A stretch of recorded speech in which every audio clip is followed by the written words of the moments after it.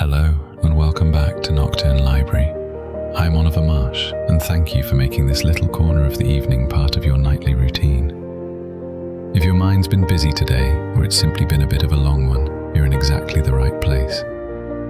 Tonight's sleep story, written by Nora Fielding, takes us into Sherwood Forest in Nottinghamshire, where you'll travel by wagon beneath an overcast medieval sky, tucked beneath a heavy cloak on a bed of straw, with the wheels turning slowly through damp earth and the horses' hoofbeats keeping their steady, unhurried time. There are dark trees leaning close at the roadside, a hush in the Greenwood, the faint creak of timber and leather, and now and then the soft suggestion of old Robin Hood country somewhere beyond the lantern glow, whilst the cart rocks you on through the night, cosy and half hidden, with the smell of rain in the leaves and cool air drifting in at the canvas flap.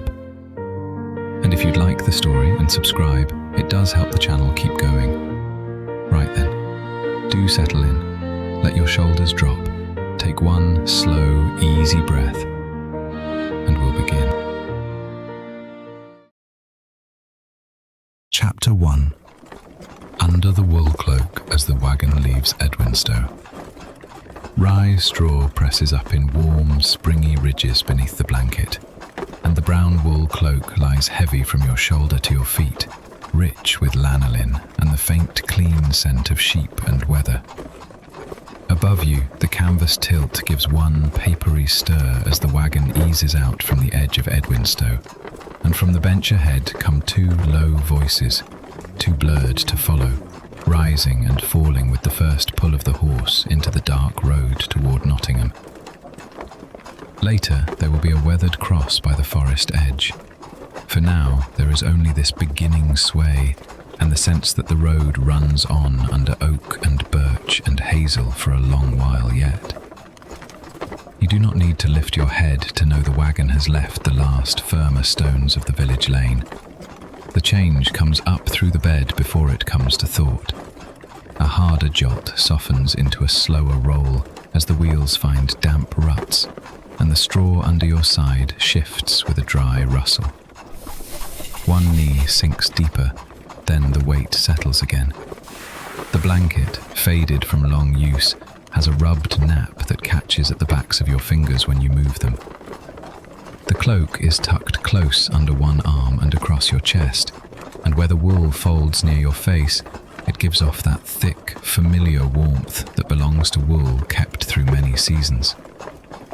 The horse leans into the traces with the same patient effort it gave a moment ago, but out here the sound changes.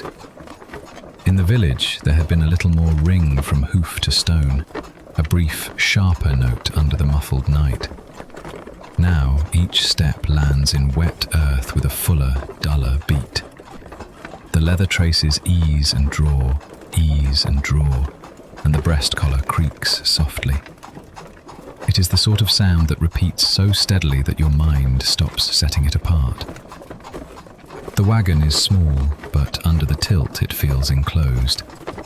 Ash boughs rise over you in a curved line, you know without seeing clearly, and the waxed canvas stretched across them turns the outside dark into something filtered and near.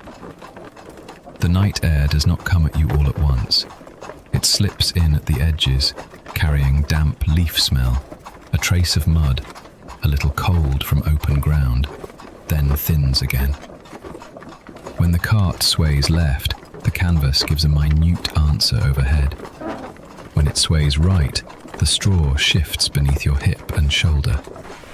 It moves the way a goods wagon moves, steady enough to make you drowsy. Ahead, on the bench, one voice speaks a little longer, then the other answers. You cannot catch the words, only the shape of them. A murmur, a pause, a shorter murmur back. They are not speaking for you, and because of that, their voices are easy to rest with. They belong with the creak of leather and the turning of the wheels. You might imagine one of them glancing down the road where it narrows between hedges, or shifting the reins in chilled fingers, but the thought does not need finishing. Whoever sits there knows the road from Edwinstowe well enough to guide a loaded wagon by night, and that is all your half-waking mind requires. The village falls away in small signs. A last breath of hearth smoke catches in the canvas opening and fades. The ground beside the road no longer feels like close-set yards and fences, but wider margins, rough verge, ditch, hedge. Somewhere off to one side, a dog gives a single bark, and then no more. The wagon keeps on at the same pace, not hurrying to leave one place, not straining toward another, only taking the road as it comes. You lie a little deeper into the straw. It has been packed thickly enough that the wagon boards do not trouble you. Here and there a rye stem bends against the blanket with a firmer line, but even that is part of the comfort, a texture your body can understand. The blanket is dry under the cloak. You draw one hand in closer and feel the wool slide over your knuckles, heavy and slightly oily from lanolin, not unpleasantly so. It is a practical smell, reassuring for that reason. Outside the tilt, the road enters the first thicker reach of trees. You know it by the way the air changes before sight has anything to do with it. It grows less open, more leaf-dark, carrying bark and damp moss, and the coolness that gathers where boughs knit overhead. Sherwood lies in fragments along this road, not outlaws at every trunk as the old songs might have it, but oak roots under mud, hazel at the verge, a stand of birch paling where a gap in the cloud lets a little more night through. It is enough that the wagon passes among its edges and remembers its name.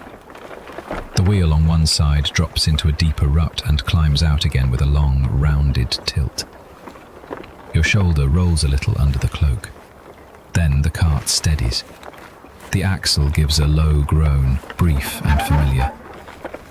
Up on the bench, one of the men clears his throat into the crook of his arm, and the horse snorts once, warm breath pushing into the cold before being taken by it. That, too, settles quickly back into the road's repeating measure. You could, if you wished, push the blanket down and peer through the slit where canvas meets the wagon side. But there is no need to gather the night into clear shapes. It comes to you already softened to the right distance. A branch passes close enough to brush the outer canvas with a dry, skimming touch. Somewhere farther off, an owl gives a rounded call, then another after a space. The sound hangs just long enough for you to know where it is not. Not near the horse, not near the wheels, not near the bench. Out in the trees, then.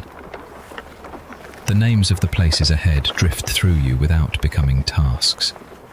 A weathered stone cross near the forest edge.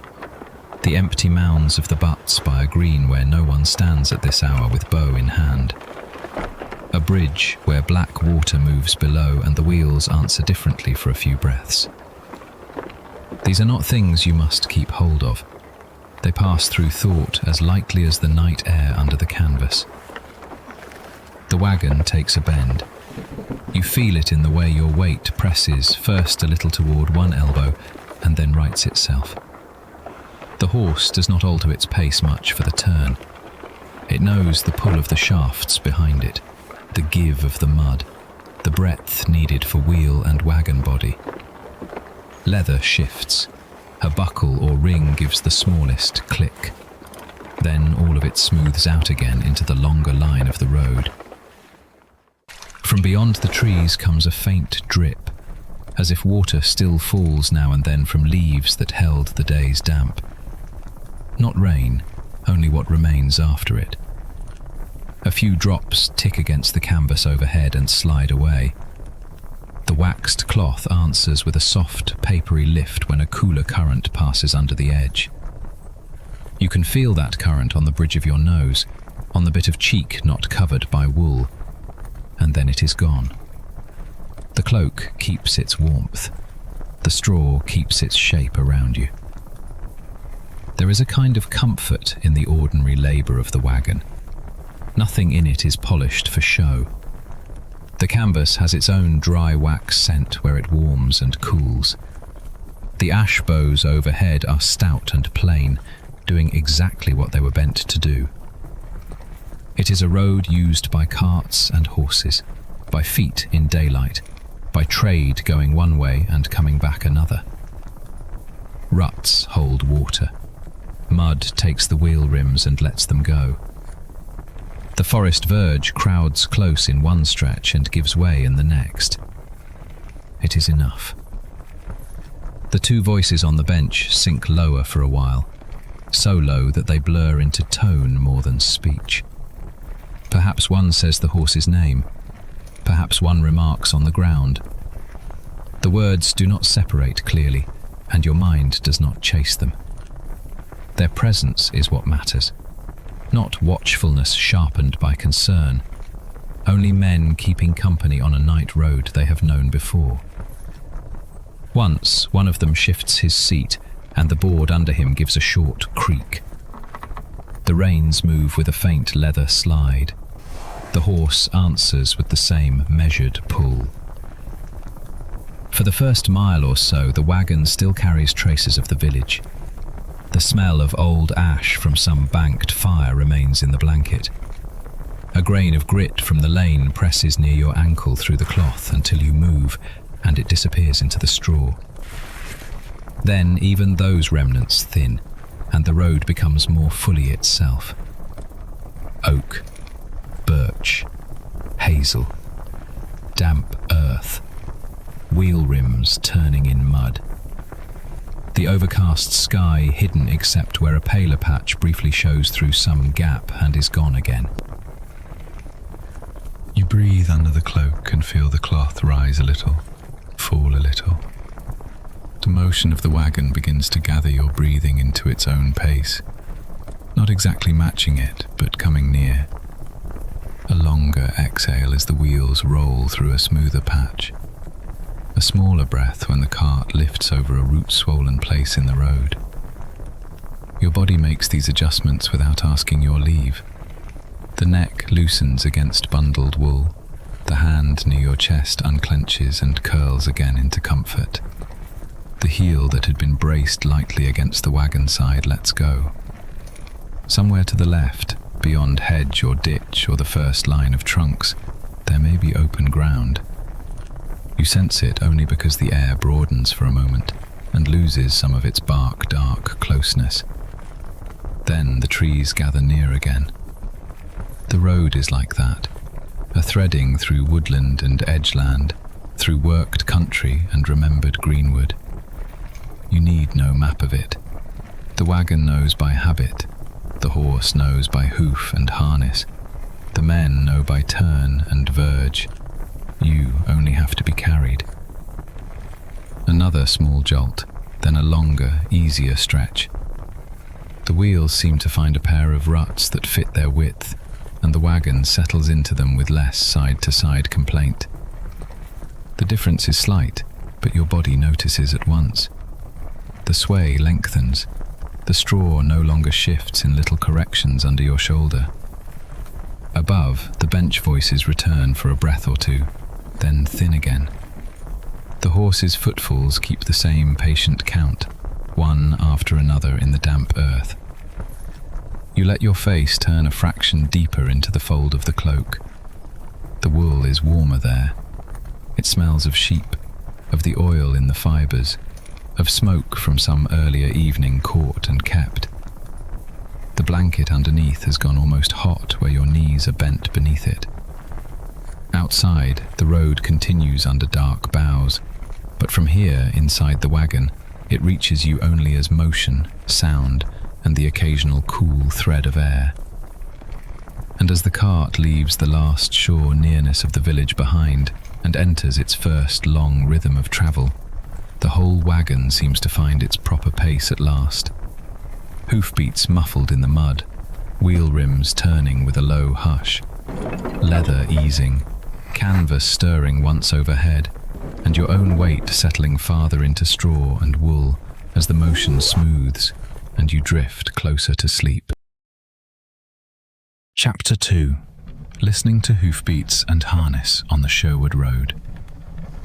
A hoof goes down into wet earth with a rounded thud. Another follows. The wheel comes after with its hush and press through mud. Leather gives above you. The axle murmurs once. At first, each sound stands clear of the next. Then, as the wagon keeps its measure, their edges begin to soften, and what was separate starts to draw together into one repeating sound. Beneath the blanket, your knees loosen a little. Your shoulder sinks farther into the straw. Above and ahead, the two voices on the bench are still there, low as before, too blurred by wood and canvas to follow. At moments, one rises a little, then falls back. At moments, the other answers. You do not need their meaning. Their sound is enough, tucked among the hoofbeats and the turning wheels like another part of the harness. Another sign that the road is being managed by hands that know it. The horse keeps on. You can tell more from its steadiness than from any glimpse of it. The pull comes through the wagon in measured lines, a slight drawing forward, a little easing, then the next drawing forward again.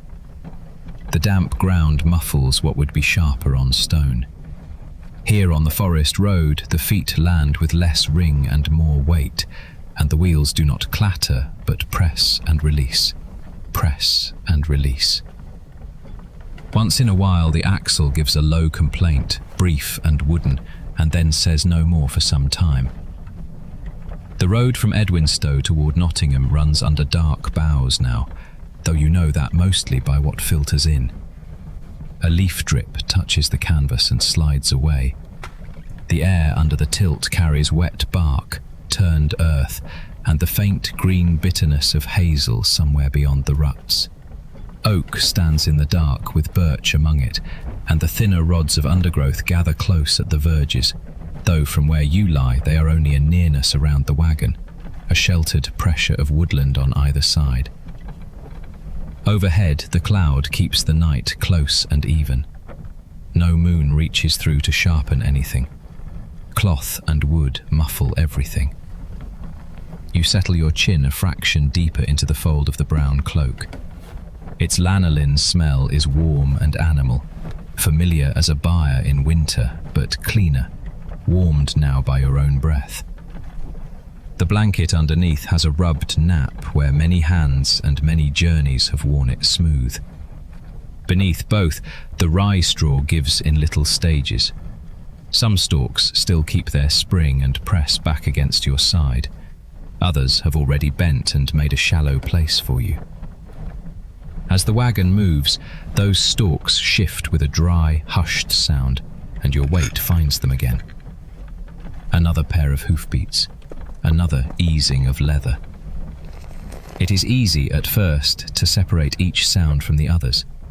This one from the horse, this one from the wheel, this one from the bow overhead as the canvas stirs.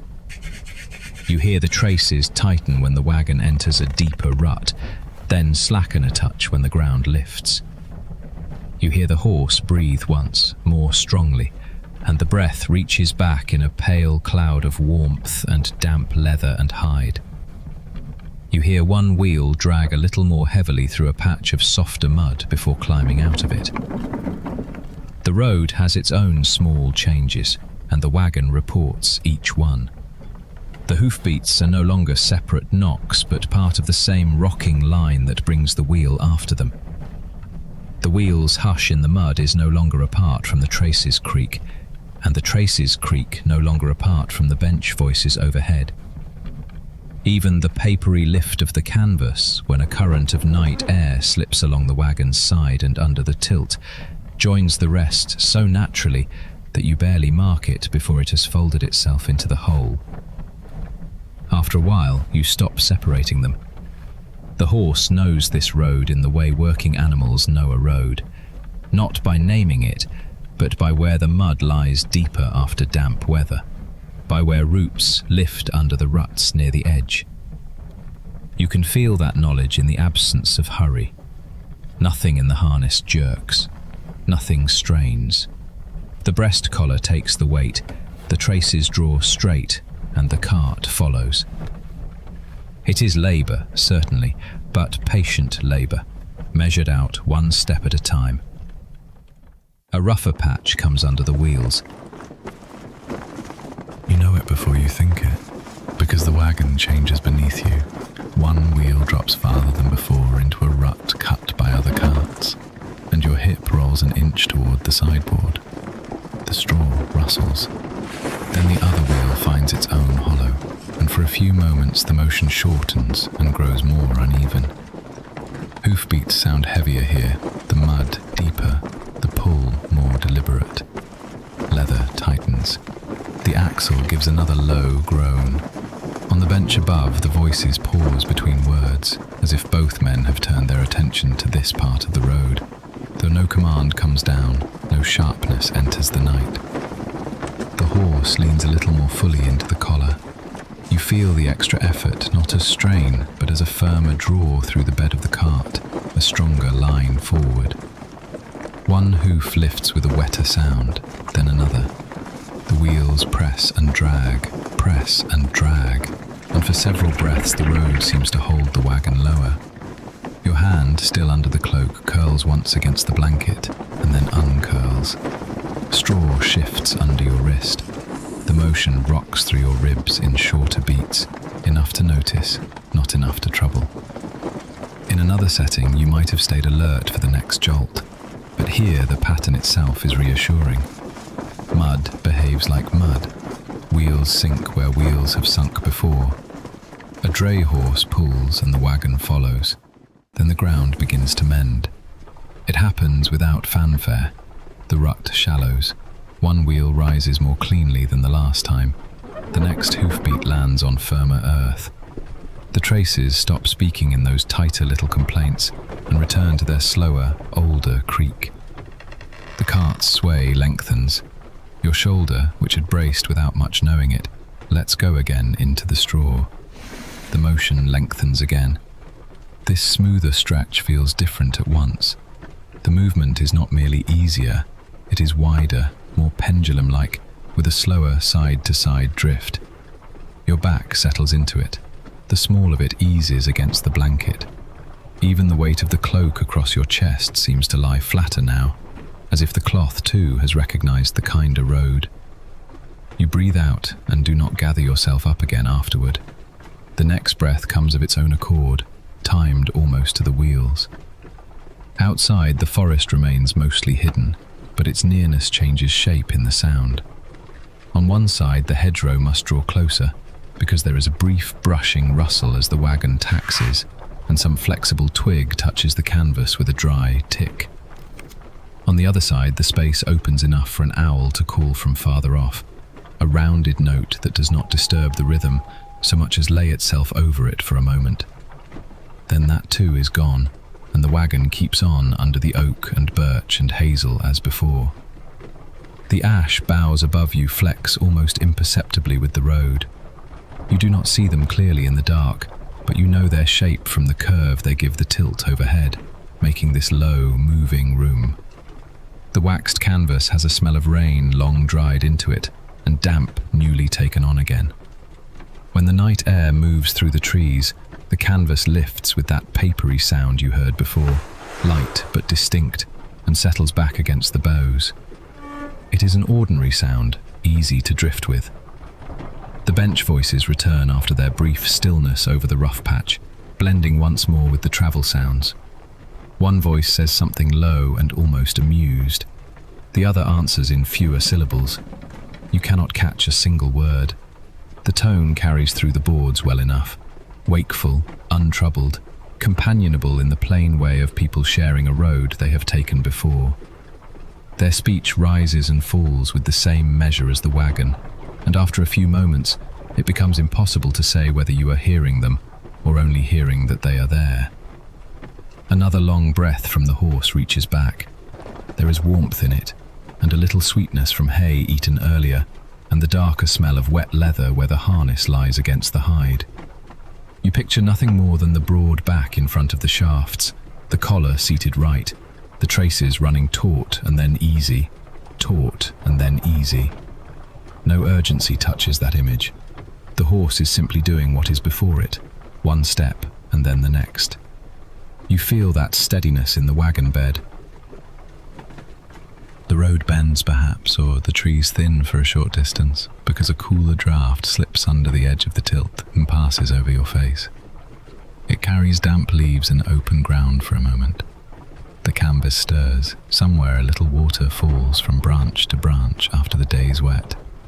A sequence of separate drops that ends almost as soon as you notice it. Then the air under the wagon roof grows stiller again, warmed by wool and straw and your own small pocket of breath. At the start of the road, each sound had edges. On the rough patch, those edges sharpened again for a little while.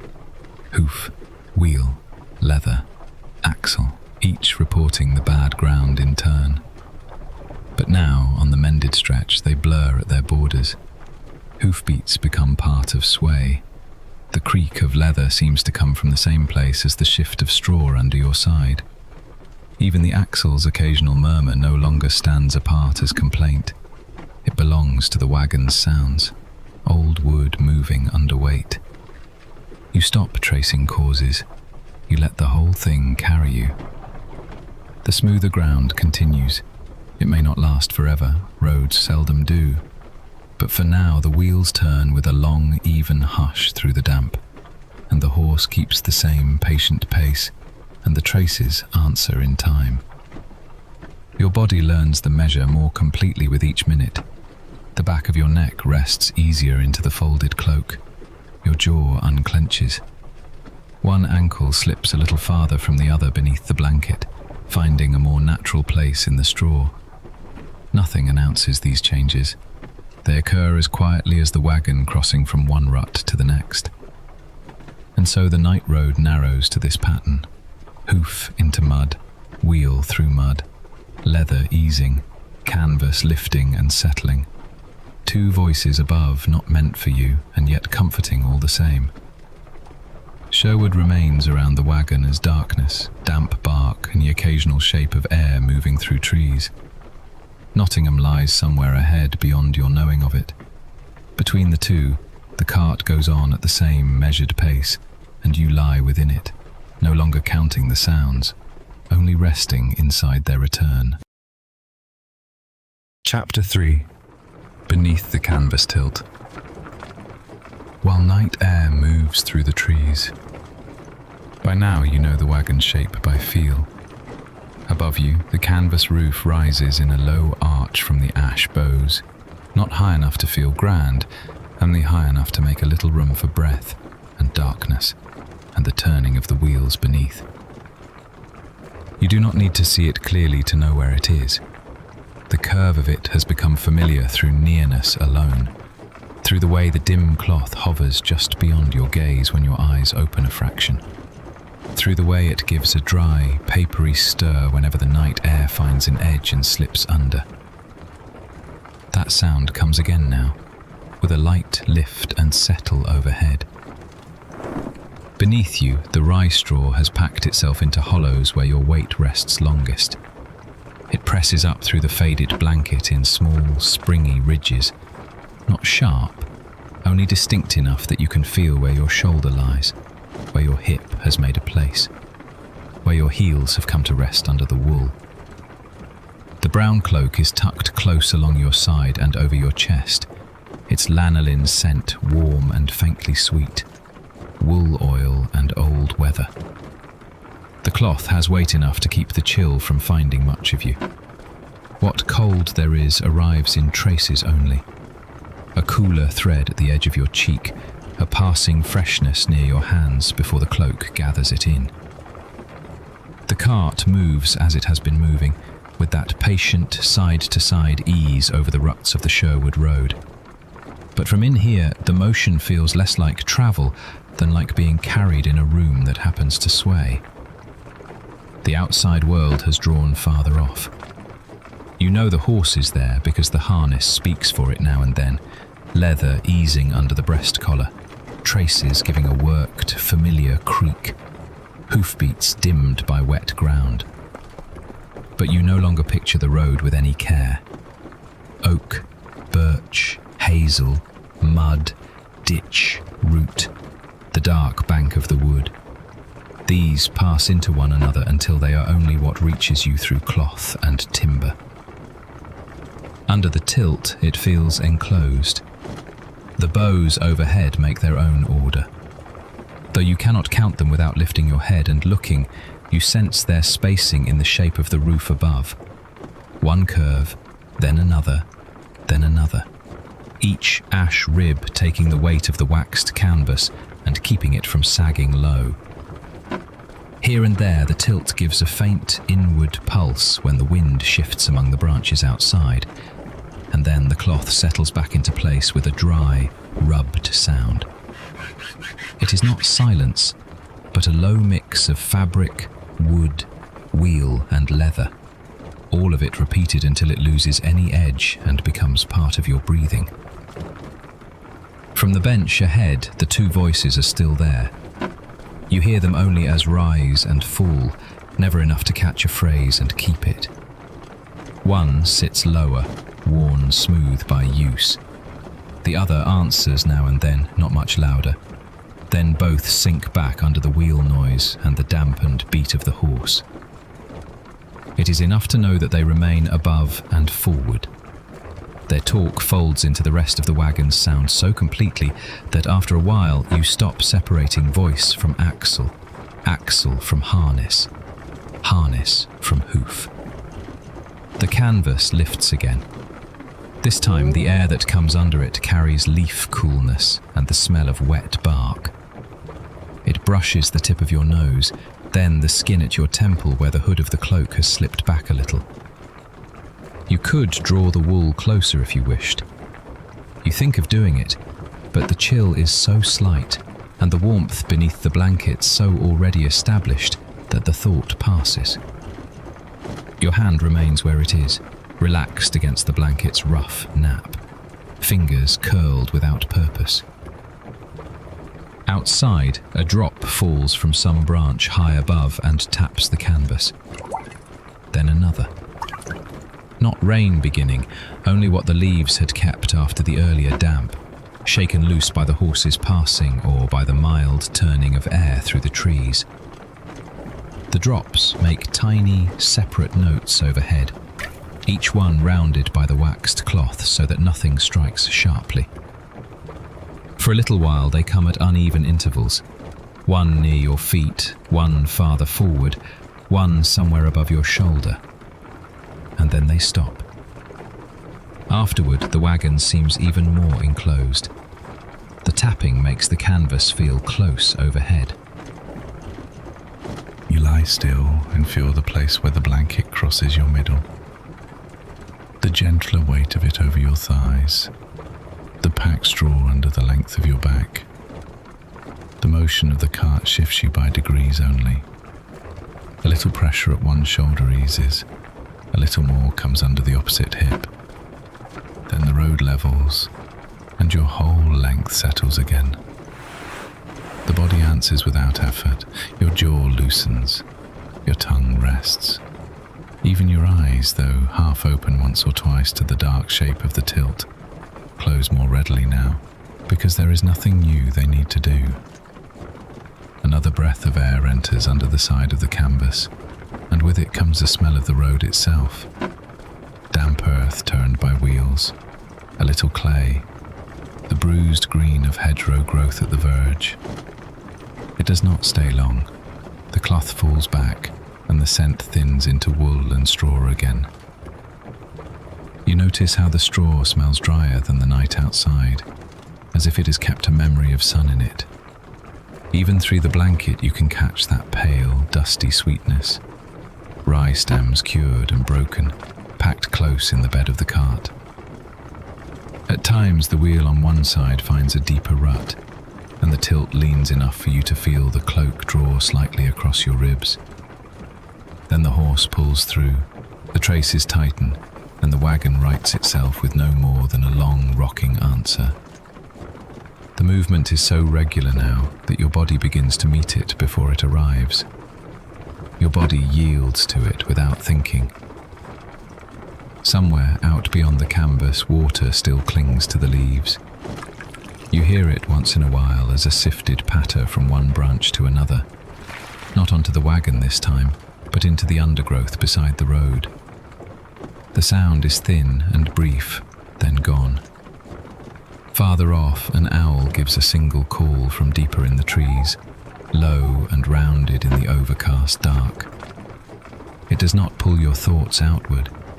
It enters the wagon as one more softened thing and passes. You become aware for a moment of the edge of the blanket near your chin. The wool is rubbed flatter there from use and warmer from your own breath. You tuck it a little higher, no more than the width of 2 fingers. The movement stirs the straw under your elbow with a dry hush. Then your arm grows heavy again and comes to rest. Such a small adjustment changes everything and almost nothing. The chill at your throat disappears. The wagon keeps on. The boughs overhead creak once, not from strain, but from the ordinary flecks of wood in motion. Ash gives a little and keeps its shape. The thought does not lead anywhere. It drifts away before it can become a line of remembering. What remains is only the felt fact of those curved ribs above you, making this covered space and carrying the cloth that keeps the night at a distance. If you open your eyes, you can just make out one seam in the canvas where a little less darkness runs in a line. It sways with the wagon, crossing your sight and receding, crossing and receding, until it might as well be another part of the road's rhythm. You let your eyes close again before it can become interesting. From ahead comes the briefest change in the bench voices, one voice lowering, the other answering with a murmur that ends in what might be a breath through the nose, almost a laugh, but too small to wake the mind. Then they blur once more into the movement of the cart. You are glad of them for their steadiness. The horse breathes, and once the sound reaches back to you, when the wagon slows for a patch of softer ground. A warm exhale, then another. The wheels press more deeply for a few turns, their rims hushing through mud, and the whole bed beneath you dips with a slower, heavier cadence. Then the road firms enough under hoof, and the pull evens out. The traces speak. The axle gives one low complaint, and all returns to the longer sway you have already learned.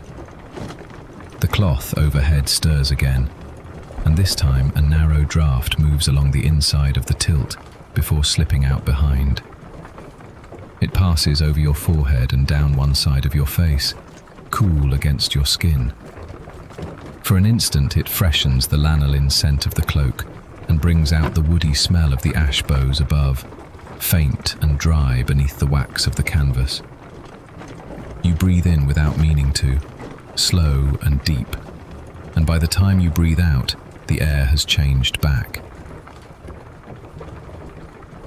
That is how the outside arrives to you now. Not as sights to follow, but as little alterations in temperature, in scent, in the weight of sound. A branch overhead leaves a scatter of drops on the tilt. A gap in the trees lets a cooler current through. The road rises slightly and the horse leans more into the breast collar. And all of it smooths again. What reaches you has already been softened by canvas, by wool, by straw, by the habit of lying still. You think, drowsily, that if the wagon were to roll on like this until morning, and morning after that, you might know the passage only by these changes. The cloak warmer where your hands have rested, the straw flatter at your shoulder, the voices above growing fainter as sleep draws farther over them. Even now the world has narrowed in the kindest way. There is no need to hold the shape of the road in mind. Edwinstowe is behind. Nottingham is ahead somewhere under the same cloud. Between them is this small arched shelter, this blanket, this low roof of canvas, this measured turning of wheels. A few more drops patter overhead, closer together than before, enough to make you listen for a moment. Tap near the bow above your knees. Tap farther back. A lighter touch as one drop slides before falling free. Then nothing. No rain follows. only the damp leaves outside, disturbed and then still again, and the faint papery sound of the tilt settling after each touch. The wagon seems to absorb even that, taking what falls from the trees and making it part of its own language. You rest deeper into the straw. The packed stems give a little under the breadth of your back and stop, finding the shape they have found before. Your shoulder sinks. The blanket lies close over your side. The cloak keeps its warm, oily wool scent around your face. Overhead, the canvas breathes in its small way whenever the wind passes through the branches, and the ash boughs keep their curve. Ahead, the voices continue in low murmur. Beneath, the wheels turn on. Outside, the leaves let go of the last of their gathered damp, one drop at a time. And within the tilt, where the road reaches you only after cloth and wood have gentled it, you lie more passively than before, receiving each stirred breath of air, each softened tap, each long sway of the cart, until even these small notices begin to spread out and thin. Chapter 4. Passing the Wayside cross at the edge of the Greenwood. The road changes almost without notice. You are still beneath the brown cloak, its lanolin warmth settled at your throat and along your shoulder, with the faded blanket under your cheek and the rye straw packed in ridges beneath your side. The cart sways in the same patient measure as before, but the ground under the wheels has altered a little. The deeper woodland dark has thinned. The trees do not crowd so close now. Through the canvas and ash boughs overhead, you can feel that the road has come near some edge place, where hedgerow and open verge begin to break the long run of trunks. The sounds tell you first. Hoofbeats still come muffled through damp earth, yet they no longer return from so many close stems and branches. The wheel rims move with a wetter hush through mud laid flatter across the ruts. From the bench above and ahead, the two voices continue in their low rise and fall, too blurred by wood and cloth to follow, but familiar enough now that you hear them as part of the wagon's own motion, like the traces easing and taking weight, like the axle's rounded complaint when the cart leans into one rut and then rights itself again. A little cooler air slips under the edge of the tilt and touches the bridge of your nose, then your hand where it rests near the fold of the cloak. It smells of wet hedge, of bark darkened by recent damp, and of the road itself, worked to brown paste by hoof and wheel. Somewhere farther out, beyond the ditch and the low tangle of growth, an owl gives a single call, and then another, each one flattened by cloud. Afterward, there is only the horse's breath now and then, and the leather at the breast collar creaking with each steady pull. You do not need to look to know the road is still the Sherwood way south from Edwinstowe, rutted and familiar to the horse, edged by oak, birch and hazel where the ground rises and dips. You know it instead by how the wagon rides. A little drag in the mud, then a release. One wheel finding the firmer centre for a moment before slipping back into the softer track, the sway from side to side. The cloak has warmed where your knees are drawn beneath it. Straw presses through the blanket in small, rounded points, not enough to trouble you, only enough to remind you that you are carried on something springy and dry, held above the wet road by wood, iron, and the patient strength of one dray horse. When the cart dips, your weight settles more fully into that bed. When it climbs out again, the pressure eases from your hip and shoulder. It is the same pattern over and over, and because it repeats, you stop measuring it. Ahead, one of the bench voices lowers, not all at once. It simply drops by degrees, from murmur to something nearer the throat than the mouth, as if the speaker has turned his head or remembered some custom of the road. The other voice answers in the same subdued way, and then both are nearly gone, no more than a faint shaping of sound through the boards and the front cloth. The horse does not alter its pace. The traces still draw and ease. Yet the whole wagon seems to pass into a patch of greater hush, where even the wheel rims move with less complaint. Through a narrow looseness in the tilt, where canvas has shifted a finger's width from the bow, there is a glimpse of paler dark outside. Not light, exactly. Only the road verge opening enough that something upright stands apart from the hedgerow. Stone catches what little the overcast sky gives it. For a moment, the shape rides beside you and keeps pace with the wagon. A shaft, weathered and broad at the base, and above it the short arms of a cross worn blunt by many seasons of rain. Then the cart draws nearer, and the shape slips backward. A wayside cross, old enough that you do not think first of who set it there, or why, or in what year. It belongs to the road in the same settled manner as ruts, ditches and coppiced growth. Travellers have passed it in daylight, in mist, in frost, with carts creaking under sacks, with pack horses, with boots caked in clay. Receiving no more from them than a glance, a touch to the breast, a lowered word, perhaps only the brief straightening of the back that comes from habit learned young and kept without effort. Its surface looks rough even in that narrow glimpse, pitted where weather has taken the softer grain, darker in the hollows, paler along an edge where damp catches the sky. Grass has grown close around the foot of it. The bank behind it is uneven, tufted, threaded with roots. Hazel rods and black bramble loops rise just beyond, and behind those the larger boughs of the Greenwood stand as one dark mass under cloud. As the wagon comes level with the cross, the wheels hush further in the mud. It may only be that the ground here is more soaked, or that the horse has found a track already worked smooth by other carts. Yet the sound changes enough for you to hear the moment distinctly. No scrape of stone, no sharper clink from the rims, only the thickened turning of wood and iron through wet earth. The harness gives one long, eased creak. A drop falls from some leaf above and taps the canvas once, then slides away. The lowered voices from the bench do not stop, but they remain low until the cross is behind you. You receive all this half within sleep. The old roadside marker does not brighten your thoughts or send them ranging. It passes through your mind the way the cooler air passes under the tilt, making a small place for itself and then moving on.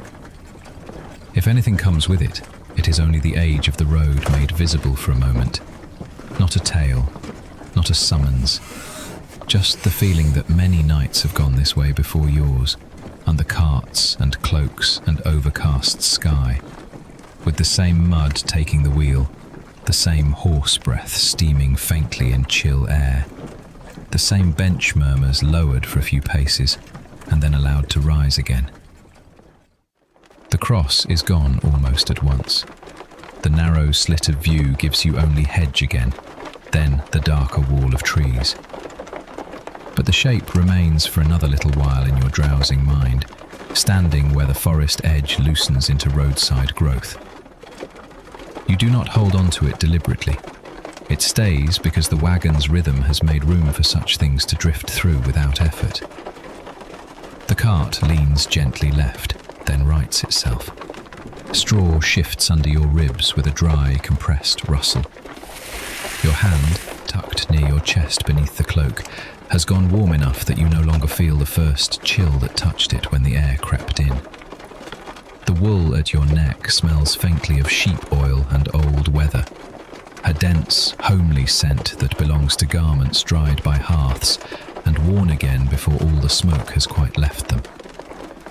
Above you, the canvas gives a papery lift and settles. The bench voices begin to return to their usual measure, not louder by much, only less drawn in. One phrase, still impossible to make out, rides down through the boards in a rounded cadence, answered by another.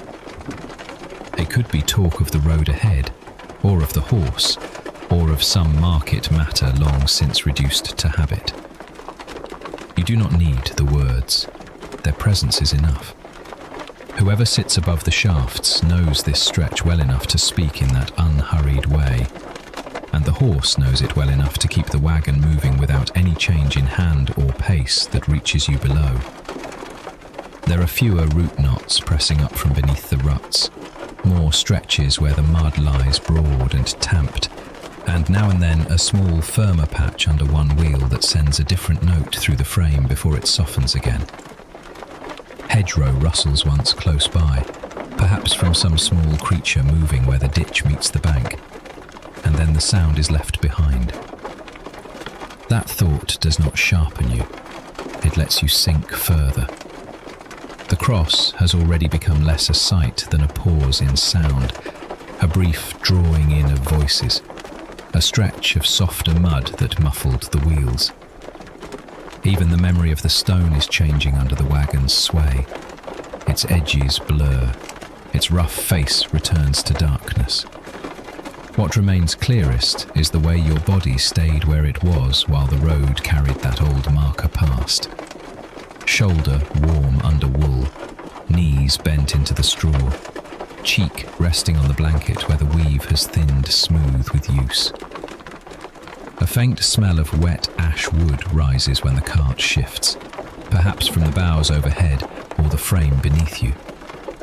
It mixes with mud, horse, wool, and the stale sweetness of the straw. Outside, the owl calls once more, farther off now. The horse answers only by continuing, each step placed with the same dull, reliable thud into the road. The hedge edge and the darker trees trade places again as the wagon goes on. You can feel from the changing air that the road bends a little, then straightens. Somewhere on one side there may be open ground for a short way. On the other, the wood returns close enough that leaf drip reaches the tilt in scattered taps. None of it asks to be sorted. The night is full of things you need only notice in passing. And so the cross joins them. It settles into the journey beside the earlier sounds and textures, another small certainty of the road between Edwinstowe and Nottingham. Another piece of the country passing by the wagon's narrow world. For a few moments longer you can still sense the hush that accompanied it, as if the cart has carried that hush forward under the canvas and laid it down beside you. Then even that thins. The bench voices resume their ordinary rise and fall. The wheel rims return to their familiar mud-softened complaint. The traces ease, take weight, ease again. Beneath the cloak, your shoulder sinks another fraction into the straw, and the road goes on under the dark boughs and the overcast sky, carrying you beyond the old stone and back into the long, repeating cradle of the wagon's motion. Chapter 5. The cool market token in your pouch. After a while, you feel the road through the wagon bed more than anywhere else. It comes up through the packed rye straw under the faded blanket, through the boards beneath that, through the slow tipping and righting of the cart as the horse keeps to the ruts. Your hip has found a hollow in the straw. One knee rests warmer than the other where the wool has doubled over itself. The brown cloak, rich with lanolin and long use, lies close under your chin, and its smell has become as familiar in the dark as your own breath. The voices on the bench drift down and away again, never sharp enough to gather into sense. One of them gives a short murmur, the other answers, and then both are folded back into the creak of leather and the low creak of the wagon. Ahead, the horse breathes out once, a broad, damp sound in the night air. The breast collar takes weight, the traces draw straight. Then comes the usual easing as the wheels find a less troublesome patch of road. You do not need to know where along the road you are. Edwinstowe is behind. Nottingham lies somewhere ahead beyond the trees and the dark fields and the miles that need no counting. It is enough to be here, in the wagon's dim shelter, where each movement returns in a form already known. Wheel, hoof, leather, canvas, breath. Near your side, under the fold of the blanket where your hand has rested from time to time without purpose, there is the shape of a little pouch. You have been aware of it for some while, in the way one is aware of a tucked seam or a knot in cloth. Not worth stirring for, only part of the arrangement of things around you. But now, as the cart sways and settles, your fingers drift toward it. The pouch is no larger than a palm, its mouth gathered by a thong gone smooth from handling. The leather feels cooler than the blanket. Your hand moves under the cloak with no more effort than a drowsy adjustment, thumb and forefinger finding the drawstring, then the slight bulge inside. The wagon rocks once to the left, then back, and your knuckles brush straw through the wool as you work the little thing free. Inside, your fingertips meet something hard and roundish, smaller than a plum stone and flatter. It is colder than the leather, colder than your hand, and for a moment that touch is enough to wake a clearer edge of noticing in you. You hold still with your fingers around it while the wheels turn on. The object feels heavier than it looks, the way small things often do in the dark. When you draw it out at last, you do not need to see it clearly. There is scarcely light enough beneath the tilt for more than shape, yet your fingers know it at once for what it is. A tally token, lead or bone, rounded at the edges from use. One face may once have had marks more crisp than now, a cut or stamp to set it apart from another. The marks are faint. Your thumb finds only a faint unevenness, a ghost of making left in the surface. The token rests in your palm, cool against skin warmed by wool. The cart gives a gentle lift over a root or raised stone hidden under mud, and your hand closes around the piece without thought, as if to keep it from slipping away into the straw. It would not matter if it did. There would be time enough to find it in daylight. But the hand closes all the same, then loosens again. Such a small thing, and plain. Not silver, not bright, not meant for keeping as treasure. Only a market piece, fit for tallying, reckoning, proving what has been brought or owed or exchanged. A thing for common errands. You can feel that in it more than think it. It belongs to boards set out under awnings, to fingers dusted with meal or chaff. It belongs to the ordinary business of a day that is over now. Your thumb turns it once. The edge is blunted, not sharp. One side is a little smoother than the other. If it is lead, it has that dense, yielding chill that metal keeps even after a warm day. If bone, then it has been polished by years of use until it feels nearly the same in darkness. Either way, it carries no grandeur. It belongs to bread, onions, cloth, apples, salt, lampwick, nails counted in a palm, perhaps a measure of oats. The business that fills a morning and is done by dusk. The wagon sways, your wrist settles deeper against the blanket.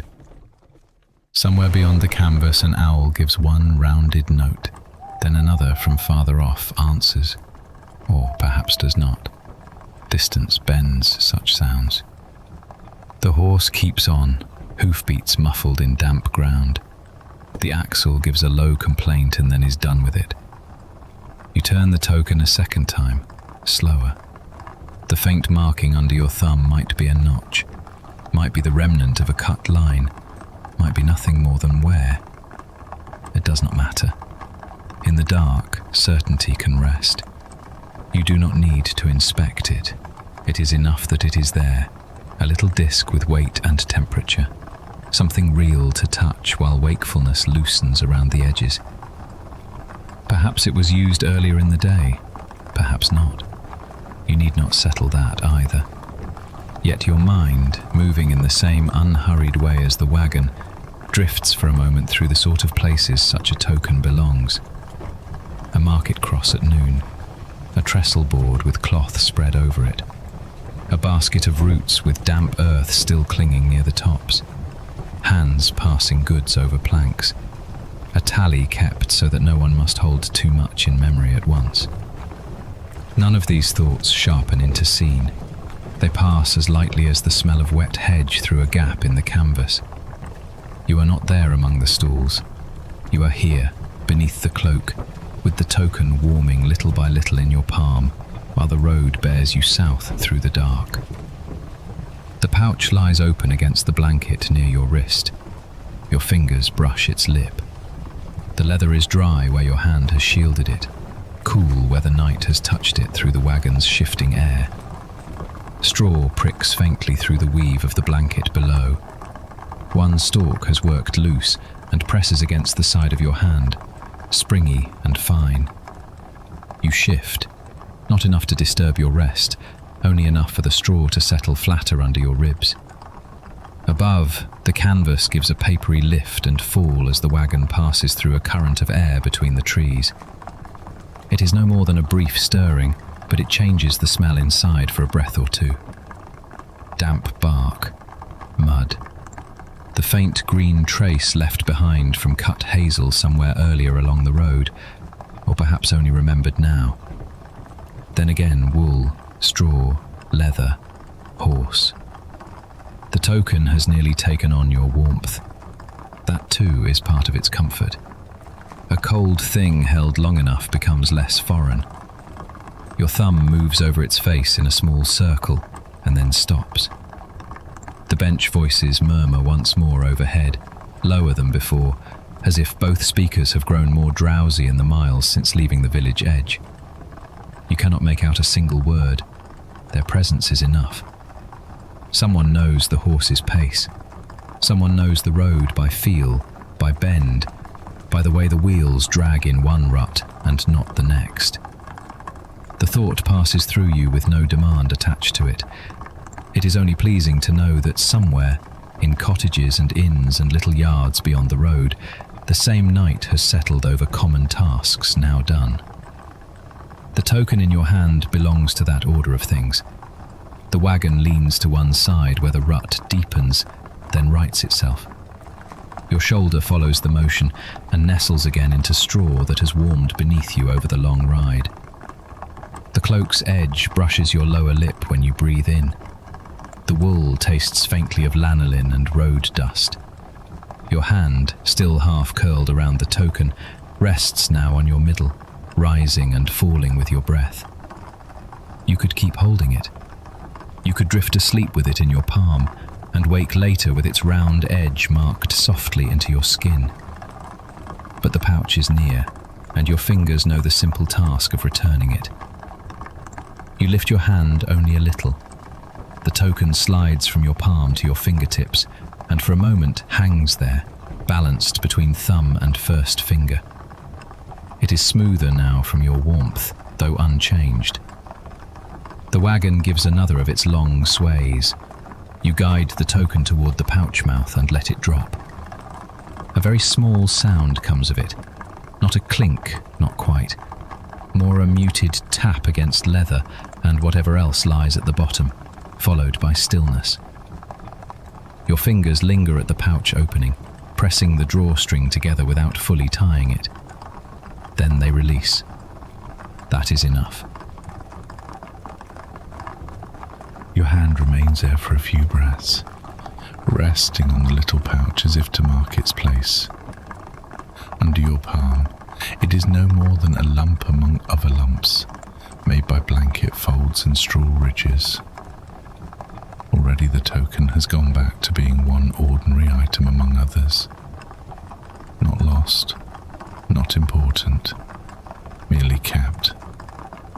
The kind of thing one carries because it belongs to the day's practical shape, and then forgets until needed again. The horse exhales, and you hear the moist flare of breath before the traces tighten once more. Mud takes the wheels with a familiar drag. The bench gives a small creak above and ahead as one of the men shifts his weight. Then all settles back into the old pattern.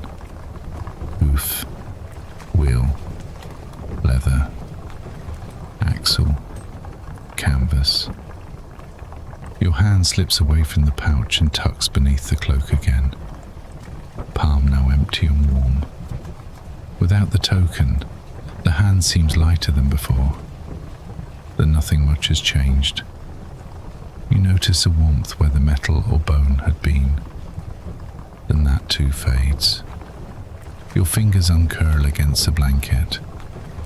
The straw under your elbow gives a little and holds.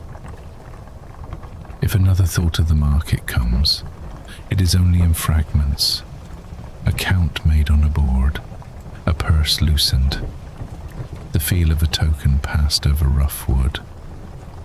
Nothing more. No need to follow any of it. Those errands are done. The wagon keeps moving toward Nottingham. The wagon continues under the overcast sky and the close boughs, and within it your small world narrows again, to wool at your chin, straw at your side, the dim arch of canvas overhead, and the long measured motion beneath you. The pouch rests where it was. The token rests inside it. The voices on the bench rise and fall once more, too blurred to catch, and little by little, with nothing required of you beyond lying where you are, your attention loosens from the object you held and sinks back into the carrying dark. Chapter 6. The sweet green scent of a fresh-cut hazel coppice. The pouch settles back against the blanket near your hand, and after the token's brief coolness, your fingers remember the warmer things again. The nap of old wool, the prickle and give of rye straw under it, the thicker weight of the brown cloak drawn up along your shoulder and under your chin. The wagon keeps the same measured sway it has held for miles now, wheel after wheel easing through damp ruts, the horse ahead leaning into the breast collar with steady strength that tells in the traces more than in any sight of him. You lie as before, not asleep and not far from it, while the road from Edwinstowe toward Nottingham passes under the wheels in darkness. Oak and birch and hazel stand beyond the canvas, though you do not need to see them to know they are there. Their presence reaches you in other ways. A leaf drip here and there after the day's damp, a cooler seam of air under the tilt when the road runs close by trunks and banks, the faint smell of bark and wet earth carried in and then lost again beneath wool and straw and horse. Then the air changes. You hear it first in the canvas. The waxed cloth overhead gives a mild lift and fall against the ash boughs, not enough to flap, only enough to make that familiar papery stir. And then the cooler current slips beneath the edge of the tilt and passes over the wagon bed. It touches your forehead where the cloak has fallen back a little, touches the backs of your fingers, and for a moment the wagon feels less close, less stiffed in its own gathered warmth. Something greener comes with it, not the dark damp of bark after rain, nor the thick, trodden smell of leaf mould, but a brighter note laid suddenly through the wagon's usual breath of lanolin, straw dust, horse sweat gone cool, wet leather, mud and canvas. It cuts through the other smells. Even half drowsing, you know it at once. Hazel. Not the dry smell of old rods stacked in a shed, nor the dusty shell of nuts in autumn, but the cut green of living hazel lately taken down. A sweet, sappy smell, pale and clean. It freshens the air inside for a few breaths. Wool and horse and mud remain beneath it, but for that brief while they are overlaid by the scent of white wood and damp leaves, and the raw inner skin of branches where the blade has passed.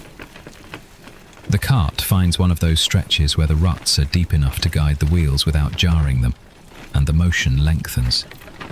Your shoulder settles another finger's breadth into the bedding. Straw shifts with a dry, papery hiss under the blanket, then grows still. The cloak has kept some of your own warmth now, and where it lies over your chest and along your hips, it feels heavier than before. Not burdensome, only well placed, as if the cloth lies where it should. You do not need to lift the canvas or turn your head to imagine what lies beyond the road. Somewhere close by, where the track edges the worked parts of the forest, the coppice has been cut. Hazel stools stand low and pale in the dark, each one sending up clean new faces where the rods were taken. The rods themselves are gone now, carried off for wattles, hurdles, basket work, thatching spars, all the ordinary uses that pass from hand to hand and season to season.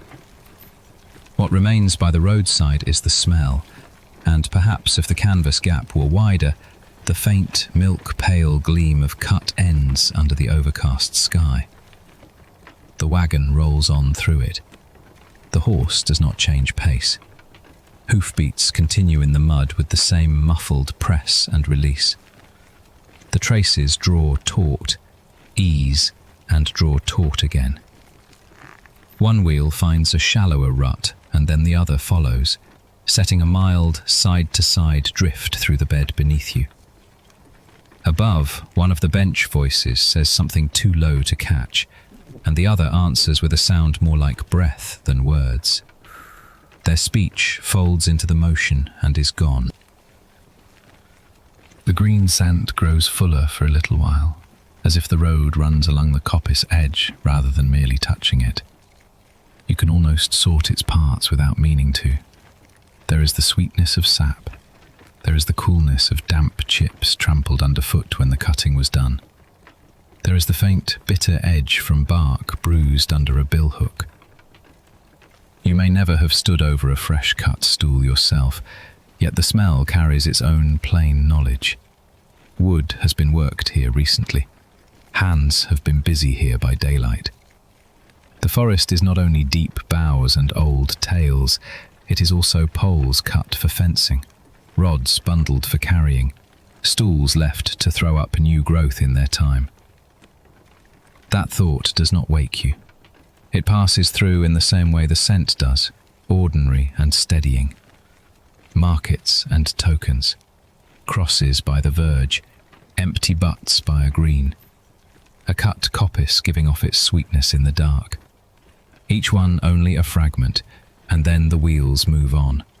Another breath of air comes under the tilt, cooler than the last. It slides down the inside of the canvas and over your cheek. The cloth above gives again with that dry, restrained sound of waxed fabric flexing on its bows. The fresh hazel enters more strongly then, and with it the faintest touch of open ground, as if the trees stand back a little where the coppice was cleared. If you were more wakeful, you might picture the stools themselves in rows and clumps, low to the earth, their cut faces pale as bone in the dark. Hazel rods taken right down so they can spring again. You might think of the neatness of such work, the old rhythm of cutting and regrowth, of woodland kept not wild in every part, but used and known. But drowsiness keeps all that from becoming too sharp. The image stays blurred and restful, more scent than sight, more passing knowledge than thought.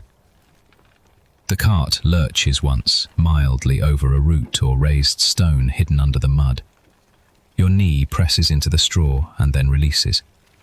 The blanket drags a little against your stockinged ankle. Then the movement smooths again, and the long cradle of the wagon returns, side to side, forward and down, forward and down. You let your hand rest near the pouch without reaching for it. The token inside remains where you left it, a small, hard certainty among softer things. Outside, somewhere farther off than the coppice, an owl calls once and does not call again. The sound comes through the trees flattened by cloud, with none of the sharpness it would have in a clear frost. It leaves the road much as it found it, the horse breathing steadily, the leather creaking, the wheel rims pressing through wet ground. The smell of fresh-cut hazel still holds, though already it has begun to thin. You notice, in the way drowsing minds notice, that the wagon has entered a pocket of colder air. Not bitter, only enough to make the tip of your nose cooler than the rest of your face. The cloak's lanolin smell rises where you tuck your chin deeper into it, and the warmth gathered under the wool seems richer for the contrast. Fresh wood and sheep's wool meet there, green and brown together. forest work and hearth work sharing the same breath for a little while. The horse exhales. You hear it dimly ahead, a moist, clouding breath in the chill, followed by the easy creak of the harness as he leans on into the collar. There is comfort in that sound, because it does not vary much. A stronger pull for a patch of drag, then less. Leather soft from use answering each step. The cart itself speaking in wood and iron, never hurried. The air under the canvas moves once more, and this time the sweetness is at its clearest. Hazel has that quality when newly cut, not resinous like pine, not heavy like oak, but light, green and faintly milky. You breathe it in without trying to deepen the breath. It enters and leaves on its own, and in its wake the inside of the wagon seems changed, though nothing has altered except the road's nearness to worked wood. Then, as steadily as it came, it begins to fall behind. The wheel sounds do not change, but the scent does. It loosens from the air in the wagon, becoming less full, less immediate. Wet earth returns first. Then the older smells settle back into place with surprising weight. Straw with its dry sweetness under the blanket, the lanolin of the cloak, damp canvas, horse, mud, the close, used smell of a cart that has carried bodies and weather and road for many miles.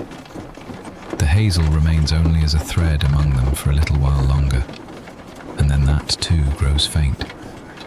You feel the passing of it as distance and almost as loss. The coppice is behind the wagon now, the cut stools left under cloud and darkness to their own damp shining, while the sweetness trails after the wheels and thins into the night.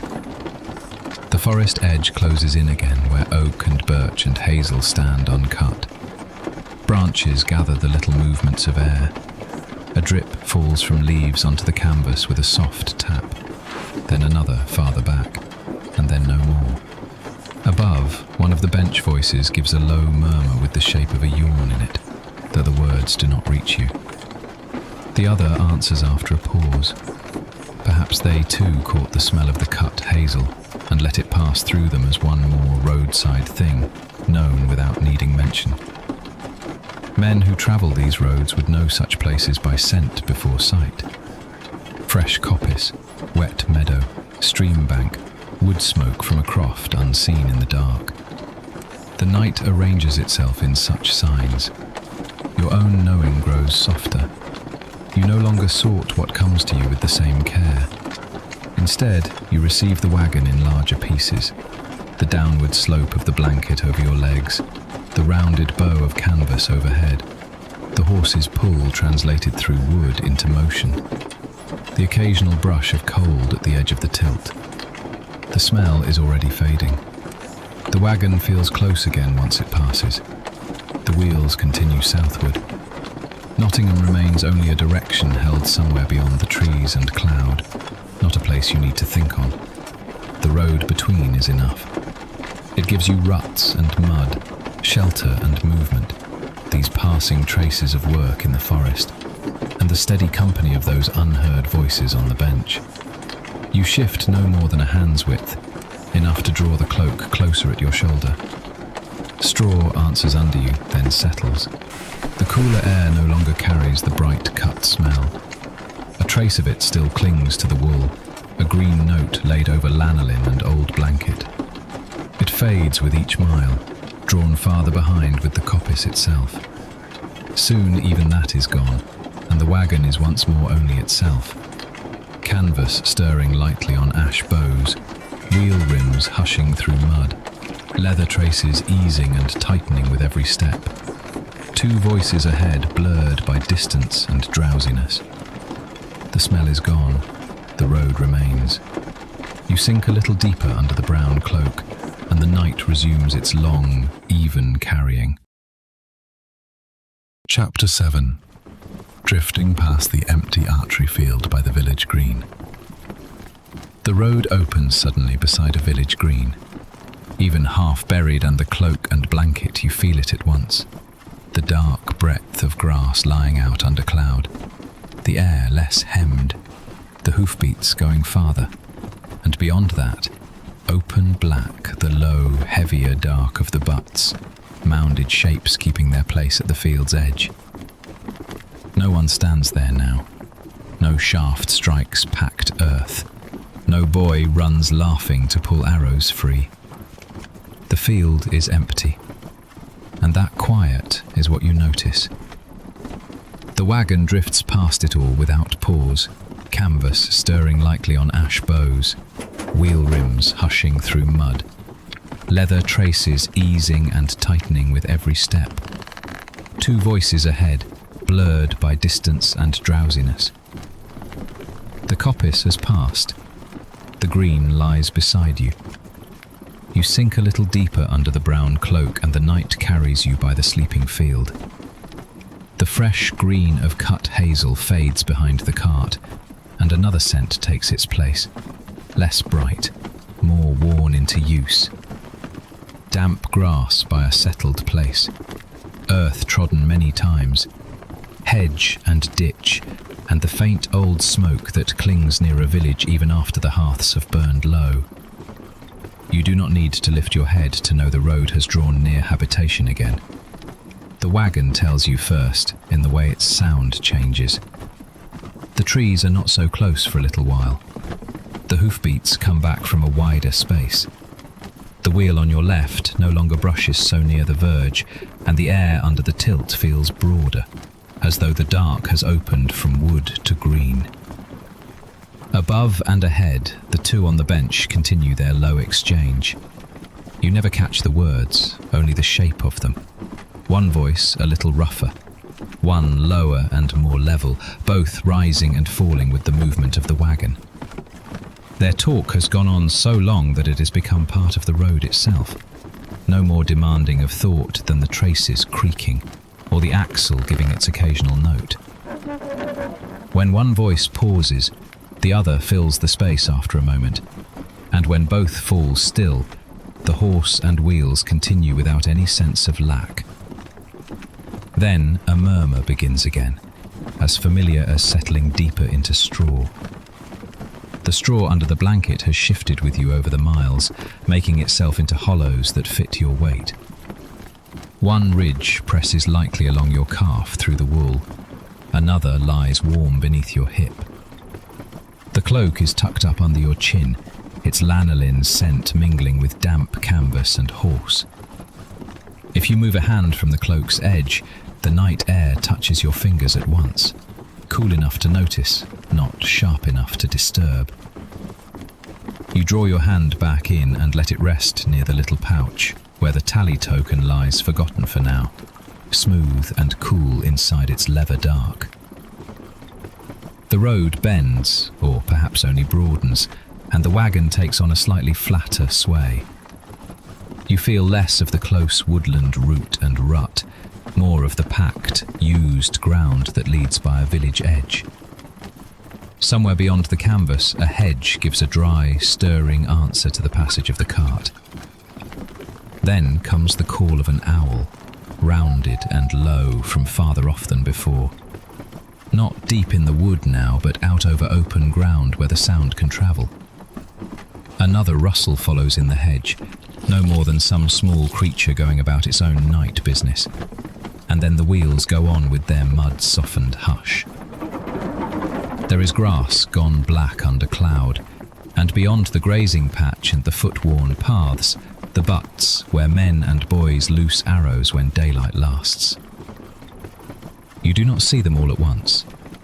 At first, there is only that feeling of openness to one side, a dark breadth where the road no longer has trees pressing close. The wagon leans through a shallow rut and rights itself. The canvas edge lifts a finger's width with the movement of air, then settles. Through that narrow, loosened line, there is a patch of deeper dark against dark, a low rise, then another beyond it. Shapes so plain in daylight become almost nothing now, only mounds where the ground thickens. Yet the mind knows them before the eye can make much of them. The butts. the archery ground by the green. No one is there, of course. The hour has gone far past any practice. No shaft thuds into packed earth, no bowstave bends, no shouted correction crosses the grass. No cluster of waiting lads shifts from foot to foot with arrows in hand. The field lies used and empty. You know what the place is by the shape of its sleeping ground. The horse does not alter for it. The breast collar keeps its patient pressure. The traces ease, tighten, ease again. Hoofbeats continue in their measured fall, pressing into damp earth with that same muffled firmness you have been listening to since the road left Edwinstowe behind. The wagon does not slow to mark the butts, nor hurry past them. It only carries you by, as it has carried you by the cross and the coppice, and as it will carry you by other fragments of the county before morning thins the dark. Still, the field changes the air of your thoughts for a little while. Sherwood has been around you all night in trunks and hedges and old road mud, but here it gathers into one remembered shape. A green, a target mound, a stand of dark trees not far off. It would not take much for daylight to people such a field in the mind. In the dark, the field stays empty. The bench voices drift down again. One of them gives a short, low sound that might be a word of recognition as the cart passes the open side of the village green. Or perhaps it is only the turn of their talk. You do not need to decide. Their presence is enough. Someone knows the lane. Someone knows where the wheel should go among the ruts. Someone has passed this way before and will pass it again. Under the tilt, that knowledge reaches you not as thought exactly, but as the loosening of any need to attend. A faint light appears then, so small at first that it could be a trick of your half-closed eyes. It comes through a narrow seam where the canvas does not quite meet the wagon side. A dim yellow point at the far edge of the open ground. Not bright enough to strike the eye awake, only enough to mark a human place beyond the dark field. Perhaps a lantern hung near a door, perhaps a shutter not fully closed, perhaps some late banked fire showing through horn or oiled cloth. It remains for a few breaths, moving because the wagon moves and changes the angle between your hidden bed and the world outside. For those few breaths, the inside of the canvas softens. The dark does not vanish, it thins. A wash of yellow touches the waxed cloth above you and finds its creases, lingers along one ash bow until the grain shows faintly through shadow, brushes the fold of your cloak near your chin, then slips lower across the inner curve of the tilt. Nothing is illuminated fully. Everything is only briefly made gentler to the eye. Then the line of sight closes as the wagon goes on, and the lantern is drawn away behind the canvas edge as quietly as it came. No cottage comes into view, no church wall, no gate, no figure crossing the green. Only that brief proof that people sleep nearby, under roofs and rafters, while you continue under canvas and cloud. The owl calls once more, now from behind you, and the hedgerow answers with a dry brushing sound. Perhaps the road has drawn past the widest part of the green already. Perhaps the butts are falling behind. You do not turn these maybes over for long. The body has become too comfortable for much sorting. Straw gives under your shoulder blade. The blanket keeps a stored warmth around your knees. Your jaw unclenches a little, though you had not noticed it was set. The wagon's sway has found that pleasing measure where one side of you settles, then the other. Not enough to shift you, only enough to remind you that you are being carried. If you were passing this way by day, you might see the target mounds plainly, grassed over and scarred by old use, and perhaps the trampled strip where feet have gone to and fro. You might notice the green itself, cropped close by geese or sheep, and the little paths crossing it from lane to church, from cottage to well. You might hear children, or a dog, or the ring of some tool from a yard. But night pares all that down. It leaves only the broad forms: field, hedge, mound, lantern, road. It leaves the custom of the place without the bustle of it. That custom rests heavily and harmlessly over the village edge. The king's law has its buts. The day has had its hours for drawing and loosing. Men have measured distance with their eyes, stood with feet planted in the turf, felt the pull in shoulder and hand, and sent arrows out toward those dark mounds. All of that belongs to daylight. Now the bows are unstrung somewhere under eaves. The strings are dry and safe. The field keeps its shape until morning.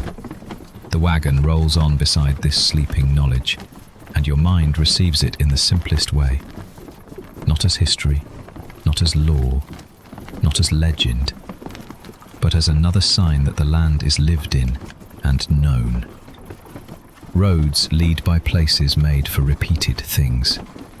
A cross by the verge, hazel cut on a cycle and growing back, a green where feet wear paths into the grass, butts raised and used and left in darkness till dawn. These are not surprises. They are the county while you lie under wool and listen.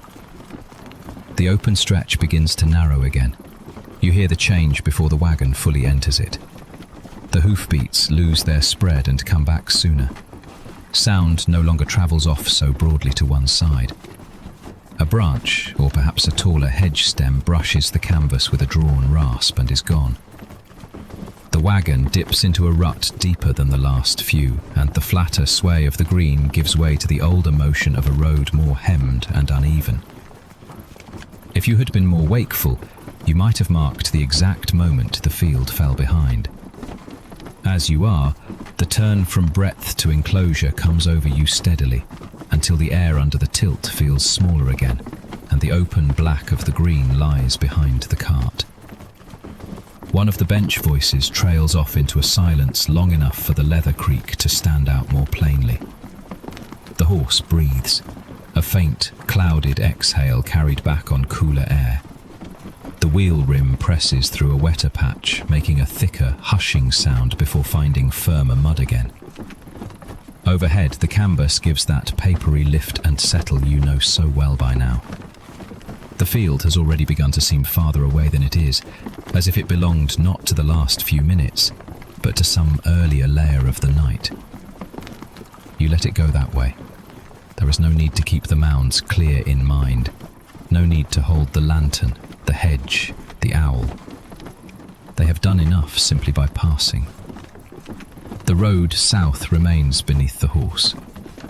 Nottingham is still somewhere ahead beyond dark boughs and lanes and sleeping places. But from where you lie, it is only a direction, not a task. The straw receives your weight without question. The cloak lies heavy over your shoulder and chest. Your hand rests near the pouch and does not seek it. Ahead, the two voices begin again, lower than before, so blurred by the cart's motion that they might almost be another kind of creaking wood.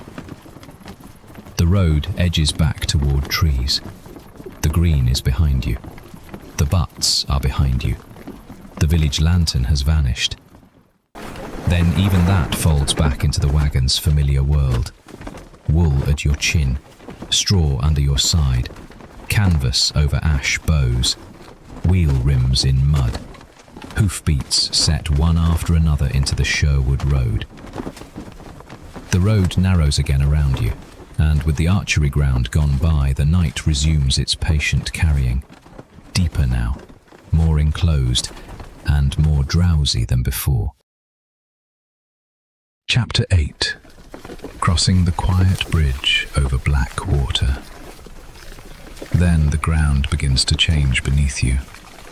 It comes first as a difference in the sway, so slight that you notice it before you know why. For a long while the wagon has moved in the same mud-softened measure, wheel after wheel finding the ruts of the road between the dark trees, the horse setting down each hoof with that familiar dull press into damp earth. Now the motion gathers itself a little. The dray horse shortens its step. Leather traces ease, then draw more firmly. From the bench above, the two low voices thin and blur into fewer words, as if both men have lifted their attention a little toward the road ahead. You do not need to rise to understand it. Your cheek still rests against the folded wool. The lanolin scent of the brown cloak is warm at your nose, and the blanket beneath your hand has that rubbed, faintly rough feel it has had all night. Straw shifts under your hip with a small, dry sound as the wagon settles differently around you. The change reaches you through wood first, through the ash boughs above and the boards below. A bridge, you think. The wagon tells you before you see it. The air under the tilt grows cooler by a degree so small you feel it mainly at the edge of your forehead, where the cloak has slipped back a little. Damp leaf smell gives way to something plainer and colder. Water has its own scent at night, less green than the ditches, less earthy than the road, a dark mineral freshness that comes up from below rather than blowing in from the hedges. The canvas lifts once with a papery stir, letting that cooler breath pass across the straw and wool, and then falls back into place. Ahead, harness leather gives its familiar creak, though not quite in the same rhythm. You can hear the damp in the worked leather now, and the traces answer with the same supple creak as before. You can hear the horse breathe more clearly for a few moments, the sound round and moist in the chill near the stream. A little cloud may be leaving its nostrils, though you do not see it. You feel the colder patch of air. The wheels reach the bridge. At once, the sound beneath you tightens. For hours, the wheel rims have spoken in mud and shallow ruts, a softened turning, half swallowed by the road. Here, the note changes. Whether it is boards or laid stone under the wheels, you cannot be sure from where you lie. Only that the road hardens and gives back a clearer answer. The wagon no longer presses into the earth but passes over something firmer, and the whole cart seems to gather into itself. Each turn of the wheel is more distinct. The axle gives a lower, cleaner complaint. The boards under the straw carry the vibration in a straighter line, so that your shoulder and side feel it as much as your ears hear it. The horse slows a little more, as any good horse does at a night crossing. Hoofbeats that had been muffled by mud now come with a neater placing. One hoof, then another, deliberate, measured. The traces draw taut and stay taut. No haste in it, only care, and the plain habit of a beast that has crossed many such narrow places in darkness, and knows there is no need to do more than set each foot where it belongs. You remain where you are, tucked in among the straw hollows your body has made. The wagon's motion has become smaller, less of a sway and more of a contained rolling. That difference reaches your ribs and the small of your back, where the bedding supports you in a new pattern for these few moments. You feel the harder undernote of the crossing through the blanket, and because it is brief, because it is so clearly shaped, it is almost soothing in its own way. Brief, distinct, and oddly soothing. Below, out in the dark under the bridge, water moves. You hear it only in fragments between wheel turns and hoof placements. Not a rush, not anything swollen or loud, only the low movement of a narrow stream under overcast sky. The water below is black in the dark. Water at night is often known by sound and cold rather than sight. It slips under the crossing with a steady note of its own, touching stone or bank, passing under shadow, carrying on beyond the wagon's hearing. For a few breaths, you hear both wheel and water together. One of the men on the bench says something low. The other answers with a sound too soft to make into words. Their voices are part of the crossing in the same way the leather is part of it, and the wheel tone, and the horse's breath. Nothing in them suggests concern, only the ordinary attention given to a narrow place in the road. You lie still and let the bridge pass under you piece by piece. The first wheel has crossed, then the second. The cart gives a slight side-to-side correction, no more than a careful settling as the horse keeps true to the middle. Straw rustles by your knee.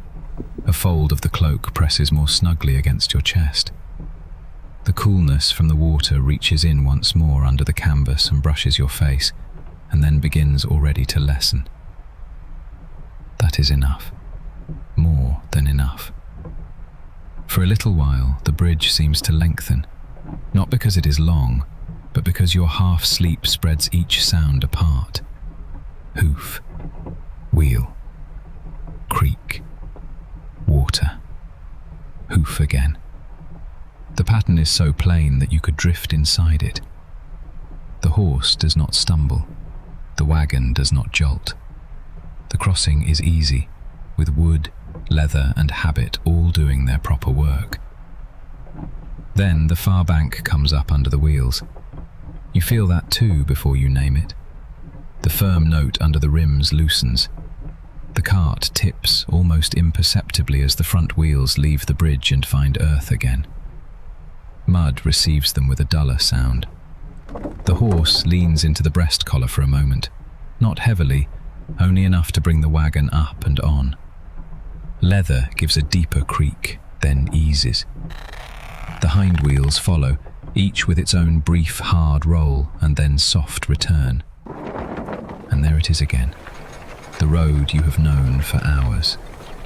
Wheel rims in damp ground, hoofbeats pressed into mud, the axle's low complaint blurred by earth.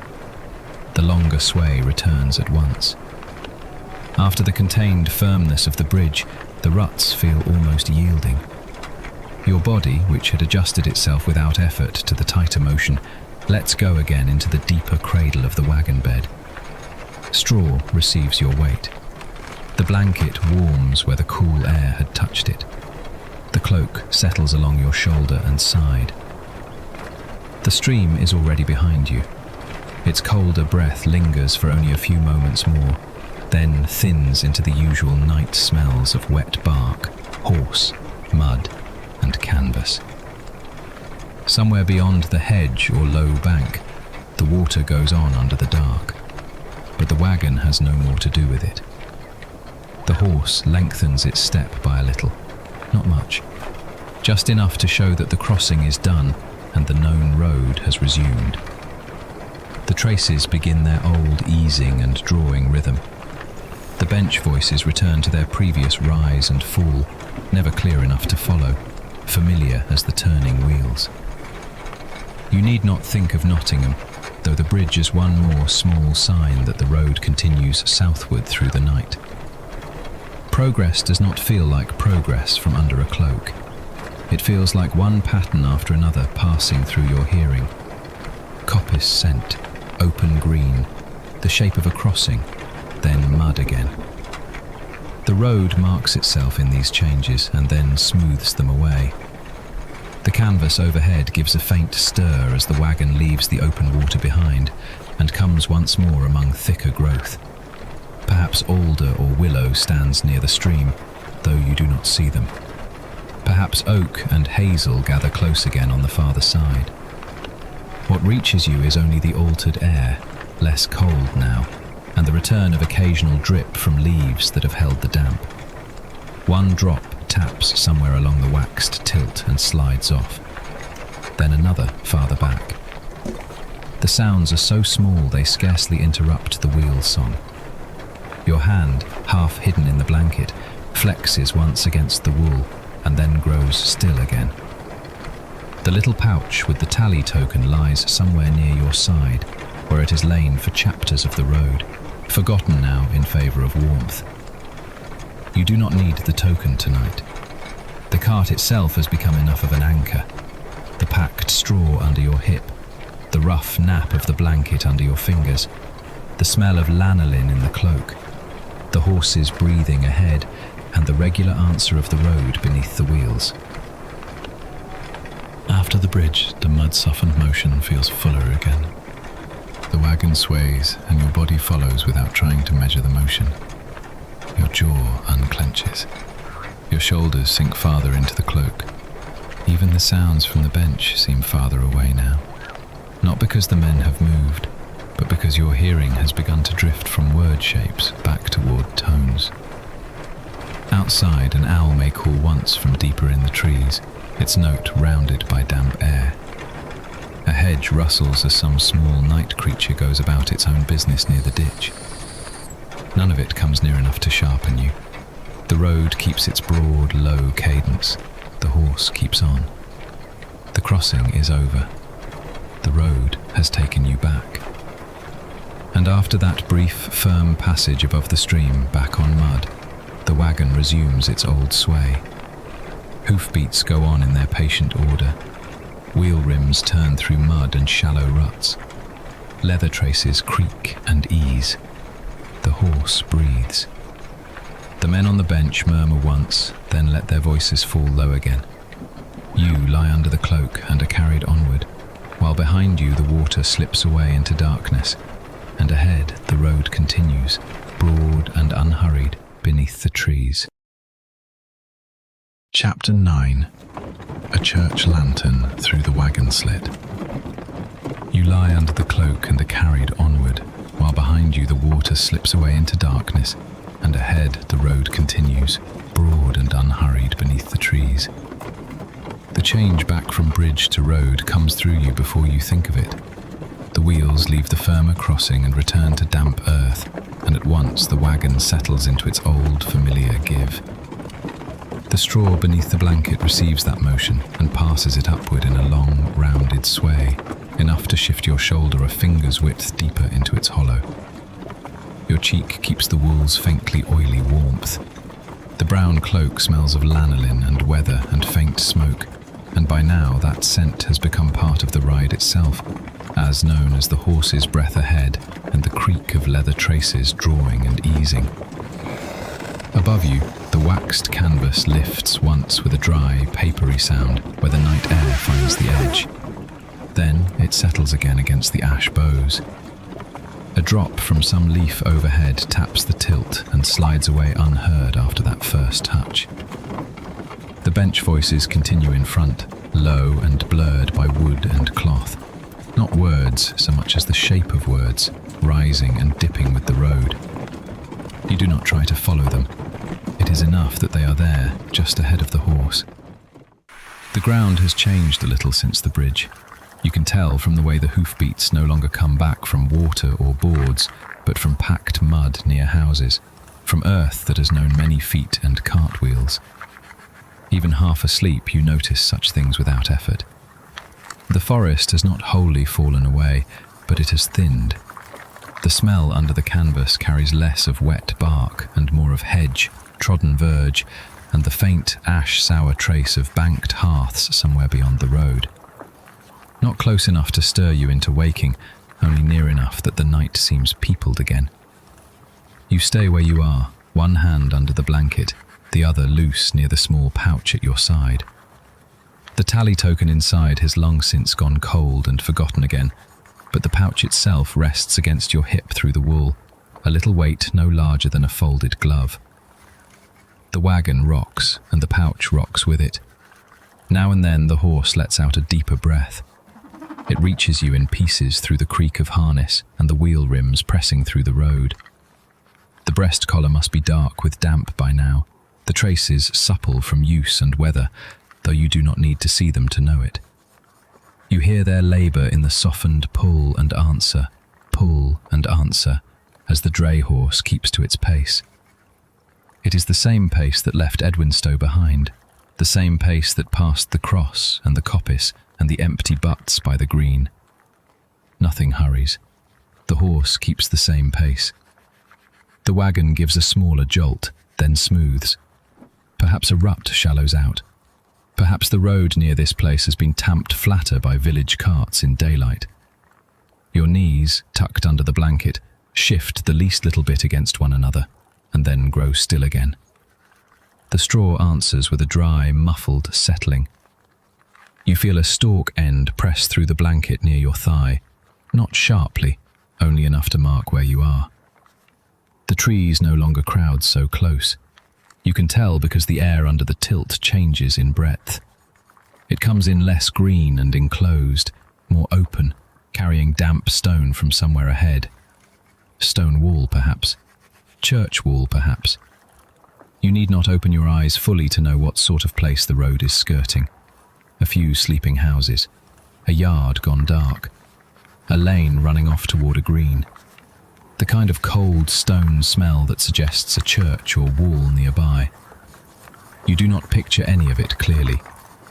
The canvas stirs again, this time through some narrow slit where the edge has lifted from its tie or where the fabric does not quite meet.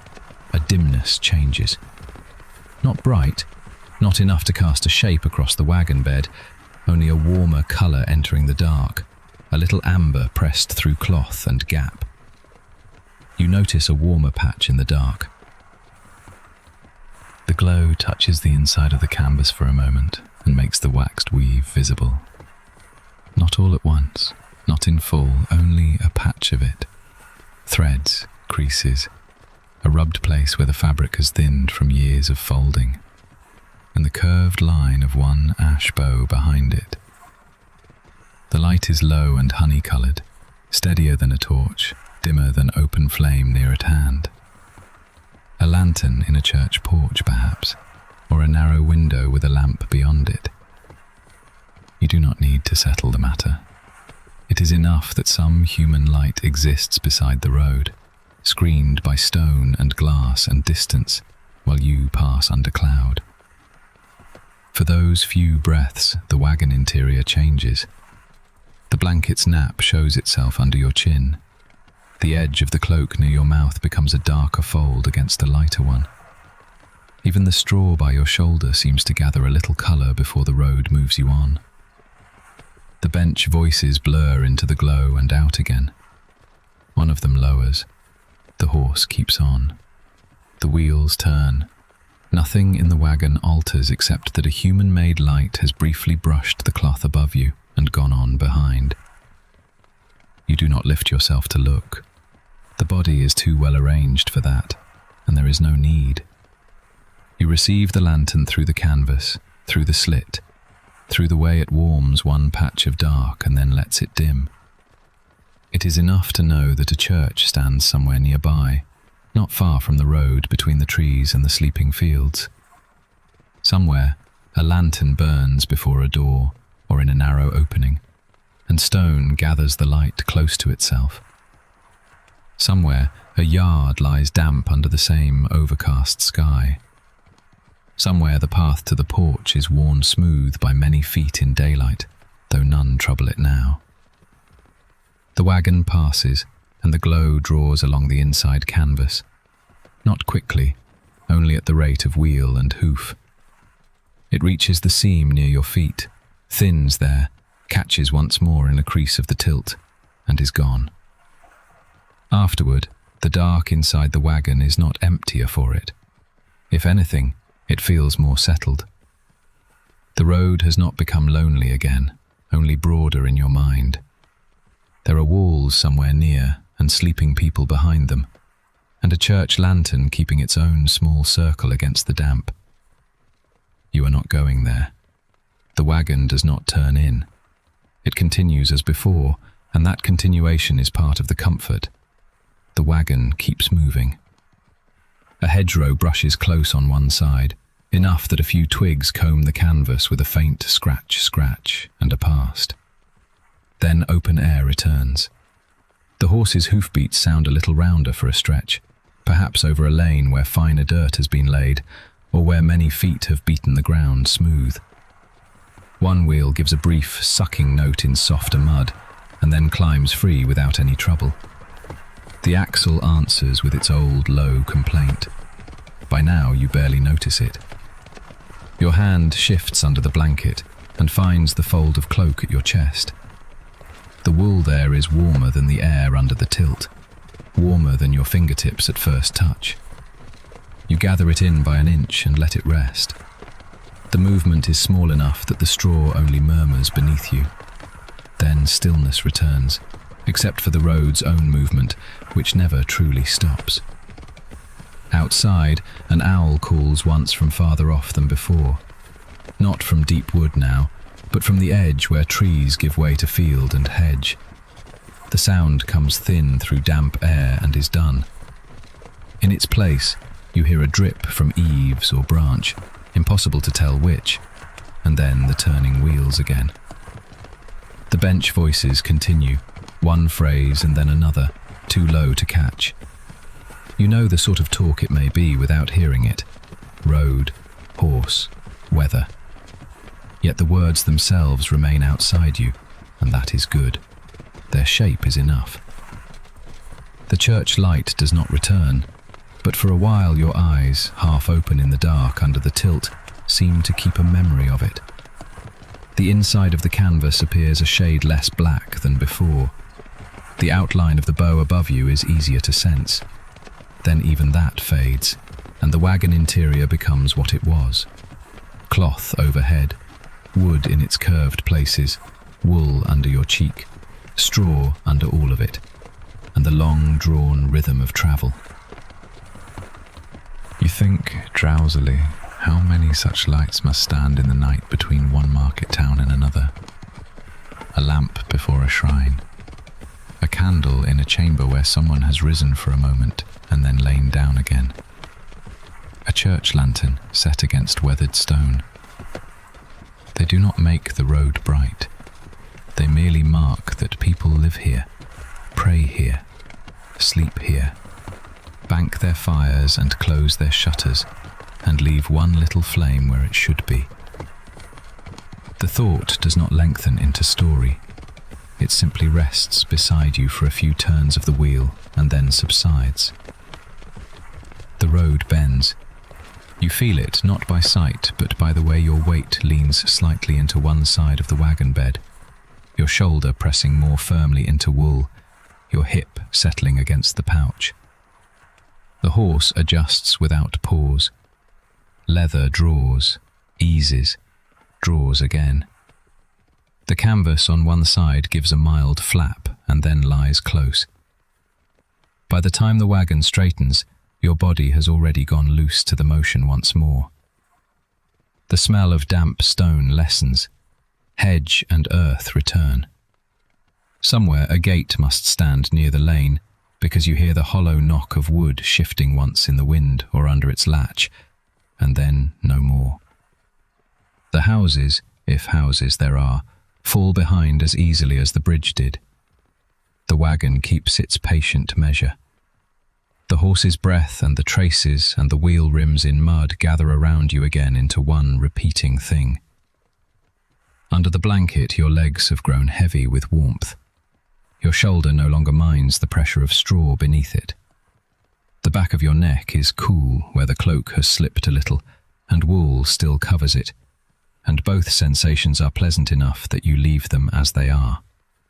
So you remain where you are, beneath the bowed ash and waxed cloth, while the last trace of church light has long since gone behind. Ahead there will be more road, more hedgerow, more dark branches under the cloud, and somewhere much farther on the Abbey bell in Nottingham rounded by distance. But not yet. For now there is only the memory of amber on canvas, the knowledge of stone walls near the lane, and the wagon moving past them without stopping, as steady as before, as steady as ever.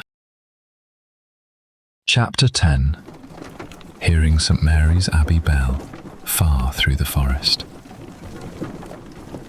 The church light has gone, and the road has taken back its darker shape. You lie where you have been lying for so long that the straw beneath the blanket has learned the curve of you.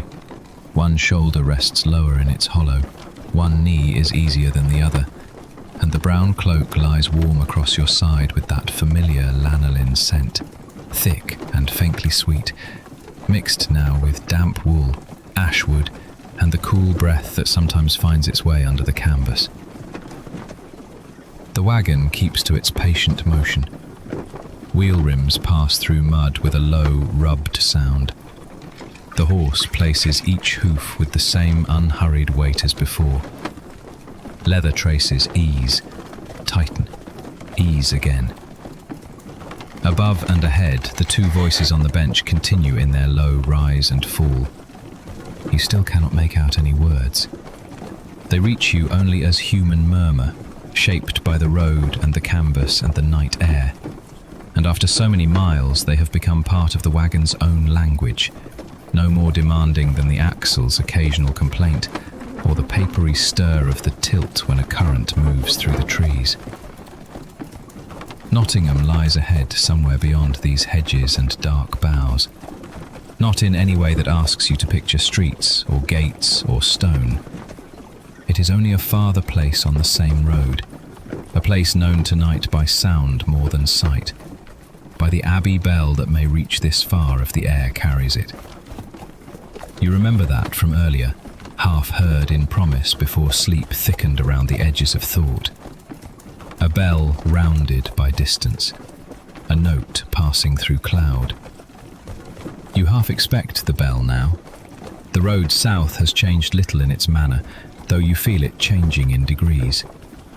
At times the ruts are deeper and the wagon tips a little more under you, pressing your hip into the straw before righting itself.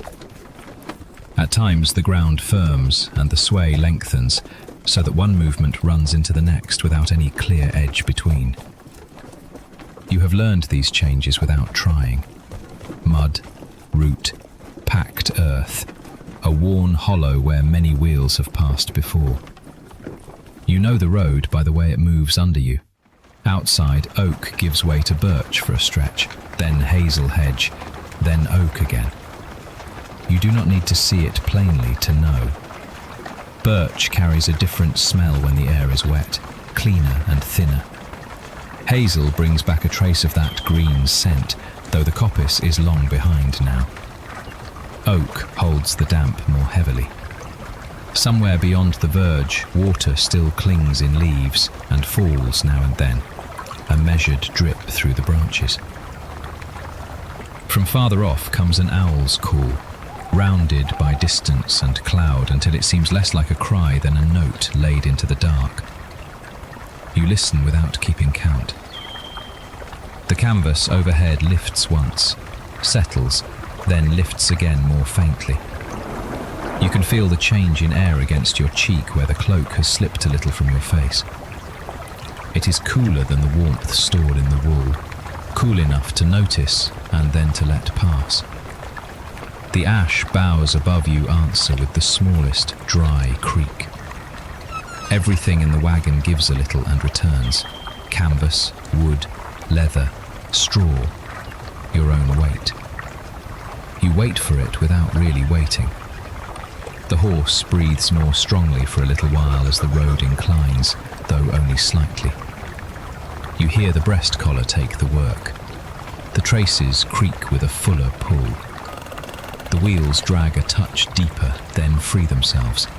Nothing abrupt, only a modest change that your body reads before your mind does. A slower lift under your ribs, a firmer pressure of blanket and straw under your hip. One of the bench voices says something a little more distinctly than before, not enough to follow, and the other answers with a low sound that might be agreement. Then the incline passes. The pull eases. The wagon settles back into its long, rocking measure. Your hand, half under the blanket, brushes the pouch at your side and the little tally token within it. You do not take it out. You only feel its shape through leather for a moment, a small, hard certainty among wool folds and straw ends. Then let your hand rest again. Market day feels very far away now. Not because it was grand, only because this road has gone on so steadily since then. The token remains what it was, a plain thing, cool when touched, easy to forget. Another owl calls, this one from nearer the road. A hedge rustles after it, then stills. The horse does not alter pace. The men on the bench go on murmuring. Their voices dip when the wheels strike a pair of shallower ruts, then rise again as the wagon comes level. You begin to hear how their speech and the road answer each other without effort. It is in one of these long, repeating moments that the bell comes. At first, you might take it for some change in the air itself, a deepening in the distance, a movement so slight and rounded that it seems as if the night has altered its breathing.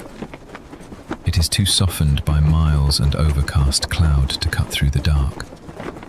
It arrives already softened by distance, almost mistaken for wind passing differently through the wood. Then it gathers enough shape to know itself as tone, metal sounded far away. One note, St. Mary's Abbey, somewhere beyond the dark road and the hidden fields and the sleeping houses nearer Nottingham, has sent that single tone outward, and the night has thinned it, gentled it, carried it through wood and hedge until it reaches even here beneath the wagon tilt. You hear no clang, no sharp strike, only the note after the strike, the body of the sound travelling on. It is fuller than an owl, steadier than wind in canvas, older in its manner than the bench voices above you. Yet it is not large in the wagon. It does not fill the space. It passes through and fades. You listen as it opens and fades. The horse keeps walking. The wheels continue their low turn in the mud. A drop falls from some leaf above and taps the canvas once. The bell thins further, becoming less a sound than a memory of one, and even that memory alters as it goes, mixing with the road until you are not certain where the bell ends and the night resumes. There is no urgency in it. It does not summon you. It does not divide the hours for you to reckon them. It only tells you, in the most distant way, that it reminds you there is more beyond the wagon, and that stone towers stand somewhere ahead under the same cloud. Above you, one of the voices on the bench falls away. The other says something low and then says no more.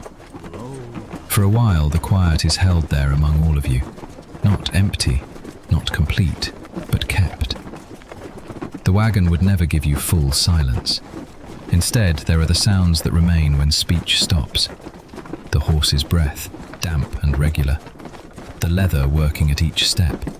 The wheel rims rubbing through the road's wet skin. The faint axle groan that comes and goes with the lay of the ground. Yet the absence of both voices is noticeable. You can feel that someone else has heard the bell too and let it pass without comment. No one comments on it. The wagon keeps going. You draw the cloak a little closer under your chin. The wool scratches lightly at the edge where it meets your skin, then warms there. Beneath your shoulder, a few straw stems give way with a dry little shift, making a new hollow. Your legs seem heavier than they did some time ago, though not from strain, only from lying long enough in one carried place. The wagon's motion reaches them through the blanket as a broad, even sway. Your chest rises and falls under the weight of cloak and night-cooled air. Breathing has become another of the repeating things, no more remarkable than wheel, hoof, leather, canvas. Far off, after the bell has gone, another owl sounds. This one comes from so deep in the wood that it feels almost hidden by the trees around it. Then there is leaf drip again, one drop, then another. Not rain, only what the branches have kept and are now letting go. The overcast sky remains unseen, but you know it by the way sound travels tonight. Never bright, never sharp, always rounded at the edges. The bench voice that had gone quiet still does not return. Perhaps the speaker is listening still. Perhaps he has simply settled after enough miles in darkness. The other voice resumes after a time, lower than before, speaking a few words that blur at once into the wagon's creak and sway. Then that too lessens. You do not wait for it to come back. You have stopped waiting for many things on this journey. The cross was past and gone. The archery field slid behind in darkness. The bridge changed the sound under the wheels and then ended. The church lantern brushed the canvas and disappeared. Now the bell has reached you from Nottingham and faded as completely as if it had been breathed onto glass. Still the road continues under oak and birch and hazel. Still the horse draws the load. Still the wagon carries you. You feel a smoother stretch come under the wheels, not firm enough to jar, only level enough that the rocking lengthens. The change runs from the back of your shoulders to the base of your spine, easing each little correction your body had been making without notice. Your head settles more fully into the folded edge of Cloak. One hand loosens where it had been curled near the pouch. The blanket holds the warmth gathered through the night, and the straw beneath has lost its first prickle, pressed flat now into something almost springy. If the bell were to sound again, you might hear it, or you might hear only the softened edge of it and let it join the rest. Either would be enough. The Abbey is far enough off that the bell reaches you softened. You do not need more from it than what has already come. One rounded note, then the longer quiet after. The wagon goes on through that quiet. Canvas stirs. Leather answers. A hoof meets damp ground and lifts. Another follows. The road gives and receives the wheels. Somewhere to the side, hidden by hedge and dark, a little run of water moves in a ditch, too slight to see, only guessed at by the cooler smell that slips in and is gone. The horse breathes. The benchwood creaks once under shifting weight. Then all of it returns to the same deep measure, familiar now as your own pulse when you lie still enough to feel it. And because the bell has passed, the night seems wider, not busier, only wider. Nottingham is no longer just a name ahead on the road. It is a bell heard through cloud, a stone place far beyond the wagon, and then it is distance again. That is enough. Under the brown cloak, on the faded blanket, with rye straw shaped beneath you and the ash boughs curved overhead, you let that knowledge thin and settle. The road keeps its patient course through the forest dark. The voices above are fewer now. The bell is gone. The wagon moves on. Chapter 11. Sinking deeper into straw and warm wool before morning. The wagon moves on, and after the thought of the bell has faded, after the road and the forest and the unseen miles between Edwinstowe and Nottingham have thinned into little more than motion, what remains nearest is the place where you are lying. The straw beneath you has long since given up its first prickly stiffness. It has been pressed and warmed by your weight, bent into a hollow that fits you better now than it did at the start of the night. Through the faded blanket you can feel where the rye stems lie crosswise, and where they have settled flatter, making a bed that is uneven in the smallest ways and yet enough. A rounded ridge under your shoulder, a softer pocket beneath your hip, a faint springiness under the backs of your thighs when the wagon rises over a root or eases down from one rut into another. None of it asks to be corrected. You have been carried long enough that these little shapes have become part of your rest. The brown cloak is tucked close, its weight familiar from neck to ankle, and the smell of lanolin has become so steady that you scarcely notice it, except when a cooler thread of air slips under the canvas and touches your cheek. Then the wool is warm and close again, with that dense, faintly oily scent of sheep and weather and old use. The edge of the cloak lies against your chin. If you shift your mouth against it, the nap feels rubbed smooth in one place and rougher in another, where the fibres have risen with wear. Your hands are somewhere beneath it, no longer needing to be arranged. After a little while, even your jaw stops holding itself. It rests against the wool. Above you, the waxed canvas gives now and then. Not much, only a papery lift along one side where the night air finds the tilt between the trees. The ash boughs keep their shape overhead. You do not need to picture them clearly to know where they are. each curved rib making the small roof over you, each one taking the strain of the road and passing it into a faint wooden murmur. The sounds from outside have not gone, they simply arrive from farther off. The horse still walks on ahead with the same patient pull. You hear it in the softened thud of hoof into damp ground, in the leather traces easing and drawing, in the breast collar taking the weight and then resting from it for half a beat before taking it again. The wheel rims still pass through mud and shallow ruts with that low, rubbed sound you have known for hours now. Once in a while the axle gives its old complaint, not sharp enough to disturb, only enough to remind you that wood and iron are working together under load, doing what they were made to do. And above and ahead, on the bench, the two voices still rise and fall. You cannot make out a single word. At first, in the night, that might have mattered a little, if only because wakefulness likes to sort and follow and understand. But now the voices are no more separate than the harness creak or the wheel note.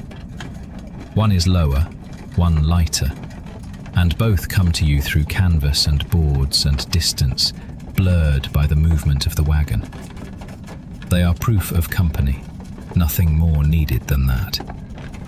A murmur, a pause, a murmur again. Once one of them gives a breath that might be a laugh, though even that is dulled by the night and by your drowsing. Then they sink back into the same low current as before. You still feel the road through the bed beneath you. A deeper rut tips you slightly toward one elbow, then lets you level again.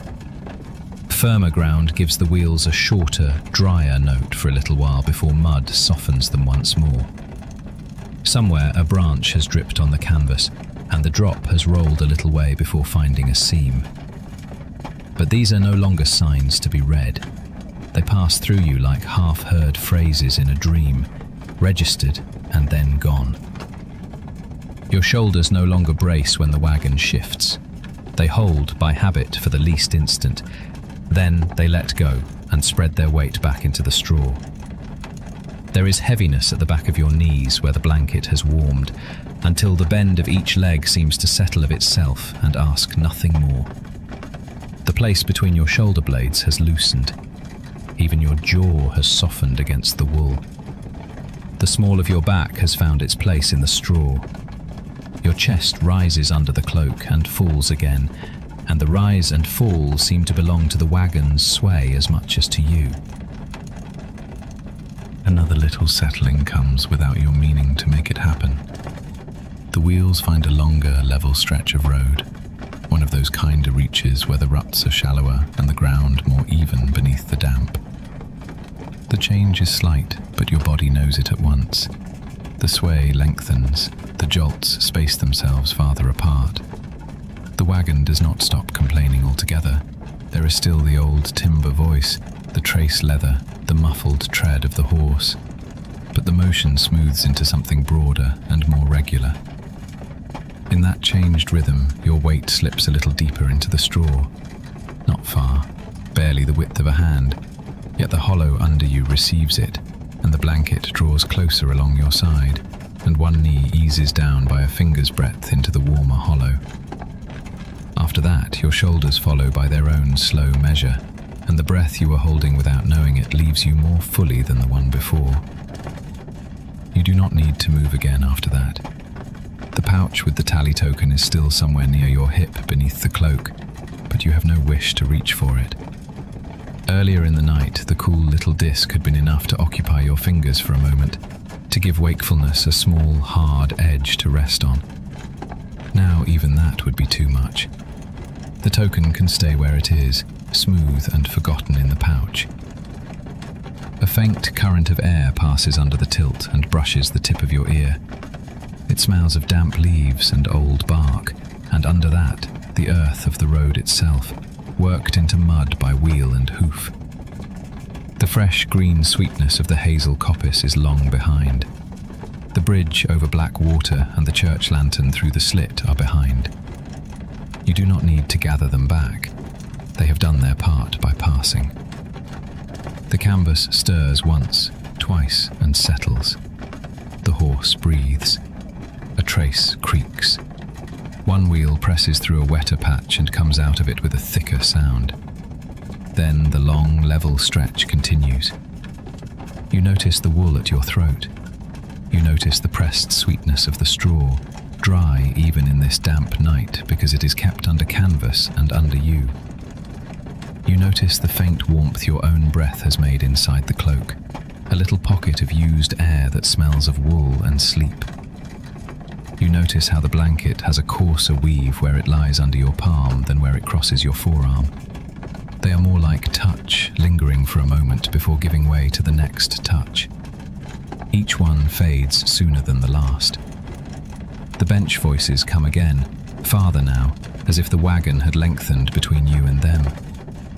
One says something low, the other answers after a pause. Perhaps they too have grown sleepier with the miles, speaking less often because the horse knows the way. Their words do not matter. Their presence remains overhead like the curve of the boughs, part of the wagon's sound. A little brush of straw shifts under your shoulder when the wagon leans. One stem has worked near the edge of the blanket and touches through the cloth with a dry, narrow pressure. You are aware of it for a few breaths, then not aware of it, then aware again when the wagon sways the other way. It is such a small thing, and because it is small, it belongs perfectly here. One more proof that this is not a made bed in a still room, but a working wagon on the Sherwood road, taking you onward by night. The overcast sky above the canvas keeps the dark even. No moonlight presses through, no stars show through.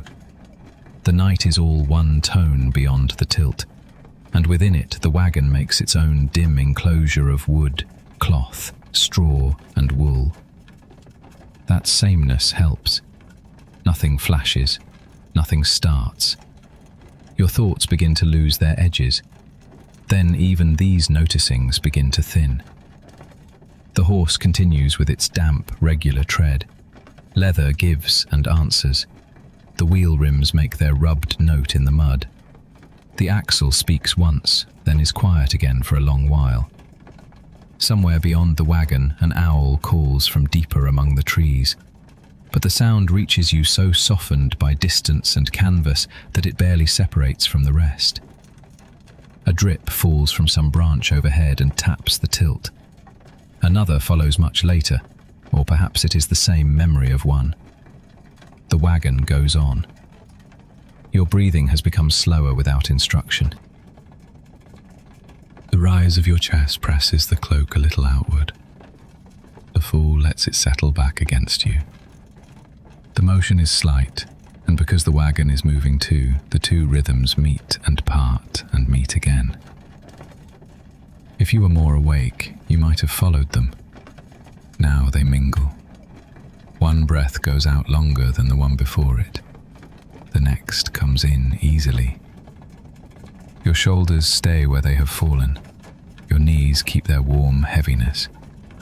The straw supports the weight of your hips and lower back. The blanket keeps the roughness from your skin.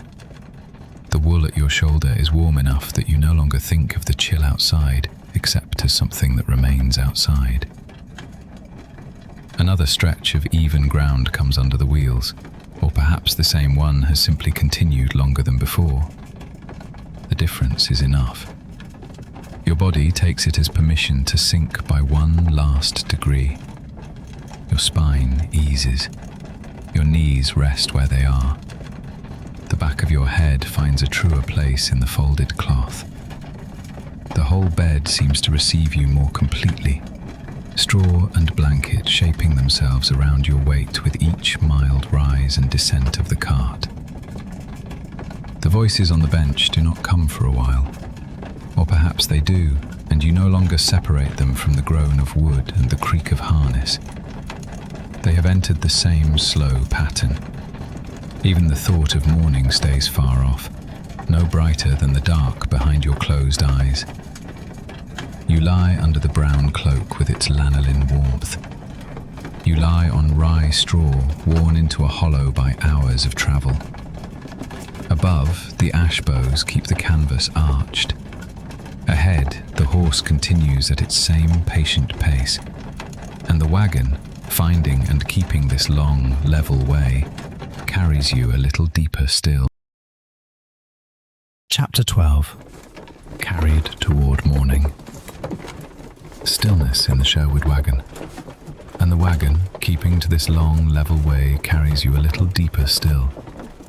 The bench voices are ahead and above, but already thinning, less like talk now than the rise and fall of sound.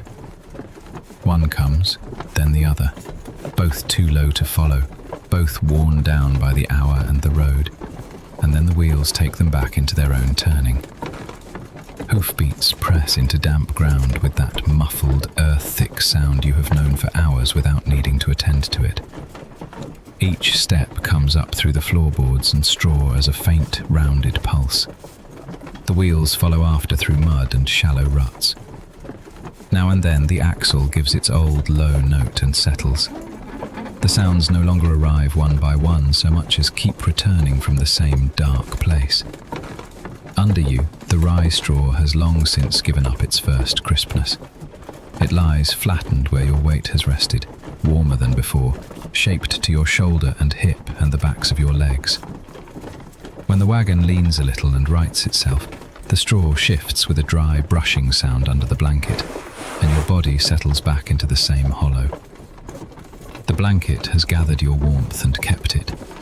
Over that, the brown cloak stays tucked close, heavy enough that you can feel its weight along your side and over your feet, and the lanolin in the wool has become one of the night's fixed things, as familiar as the smell of ash wood from the boughs overhead.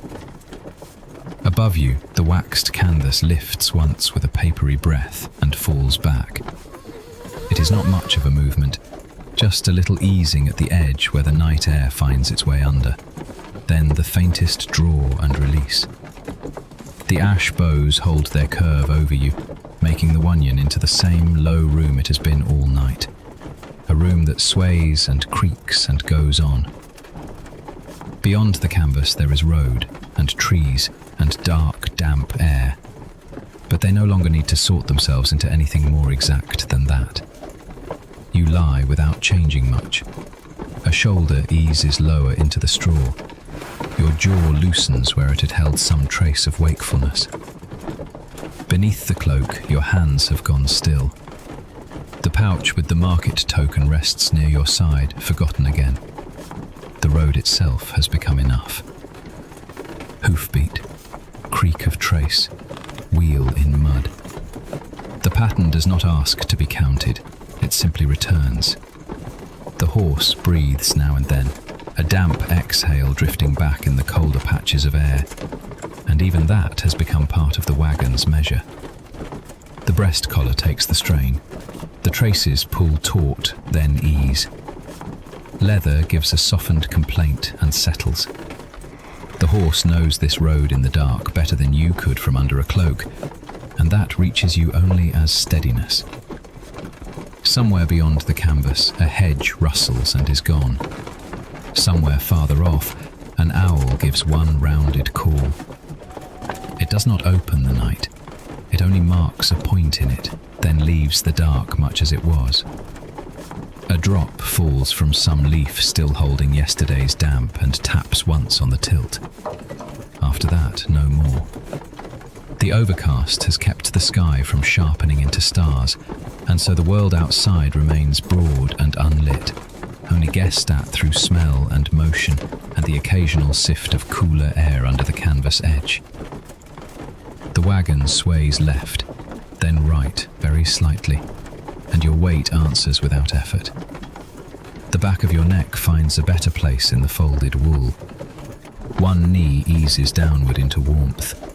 The small of your back, which had kept some faint account of the road, lets go of that work.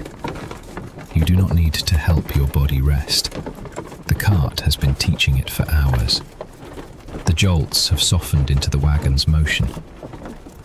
Again the canvas stirs. Again it settles. The bench gives one brief creak overhead as one of the men shifts his weight. A murmur follows, lower than before. and then a little answer. After that, the voices sink again. Not silence exactly, more that they go under the other sounds and become hard to separate from them. Board, wheel, leather, hoof, breath. The wagon keeps the same measure, and the men on the bench seem to have grown drowsy with it too. Their wakefulness narrowed to what the road requires, and no more. The smell inside the wagon has become deep and blended.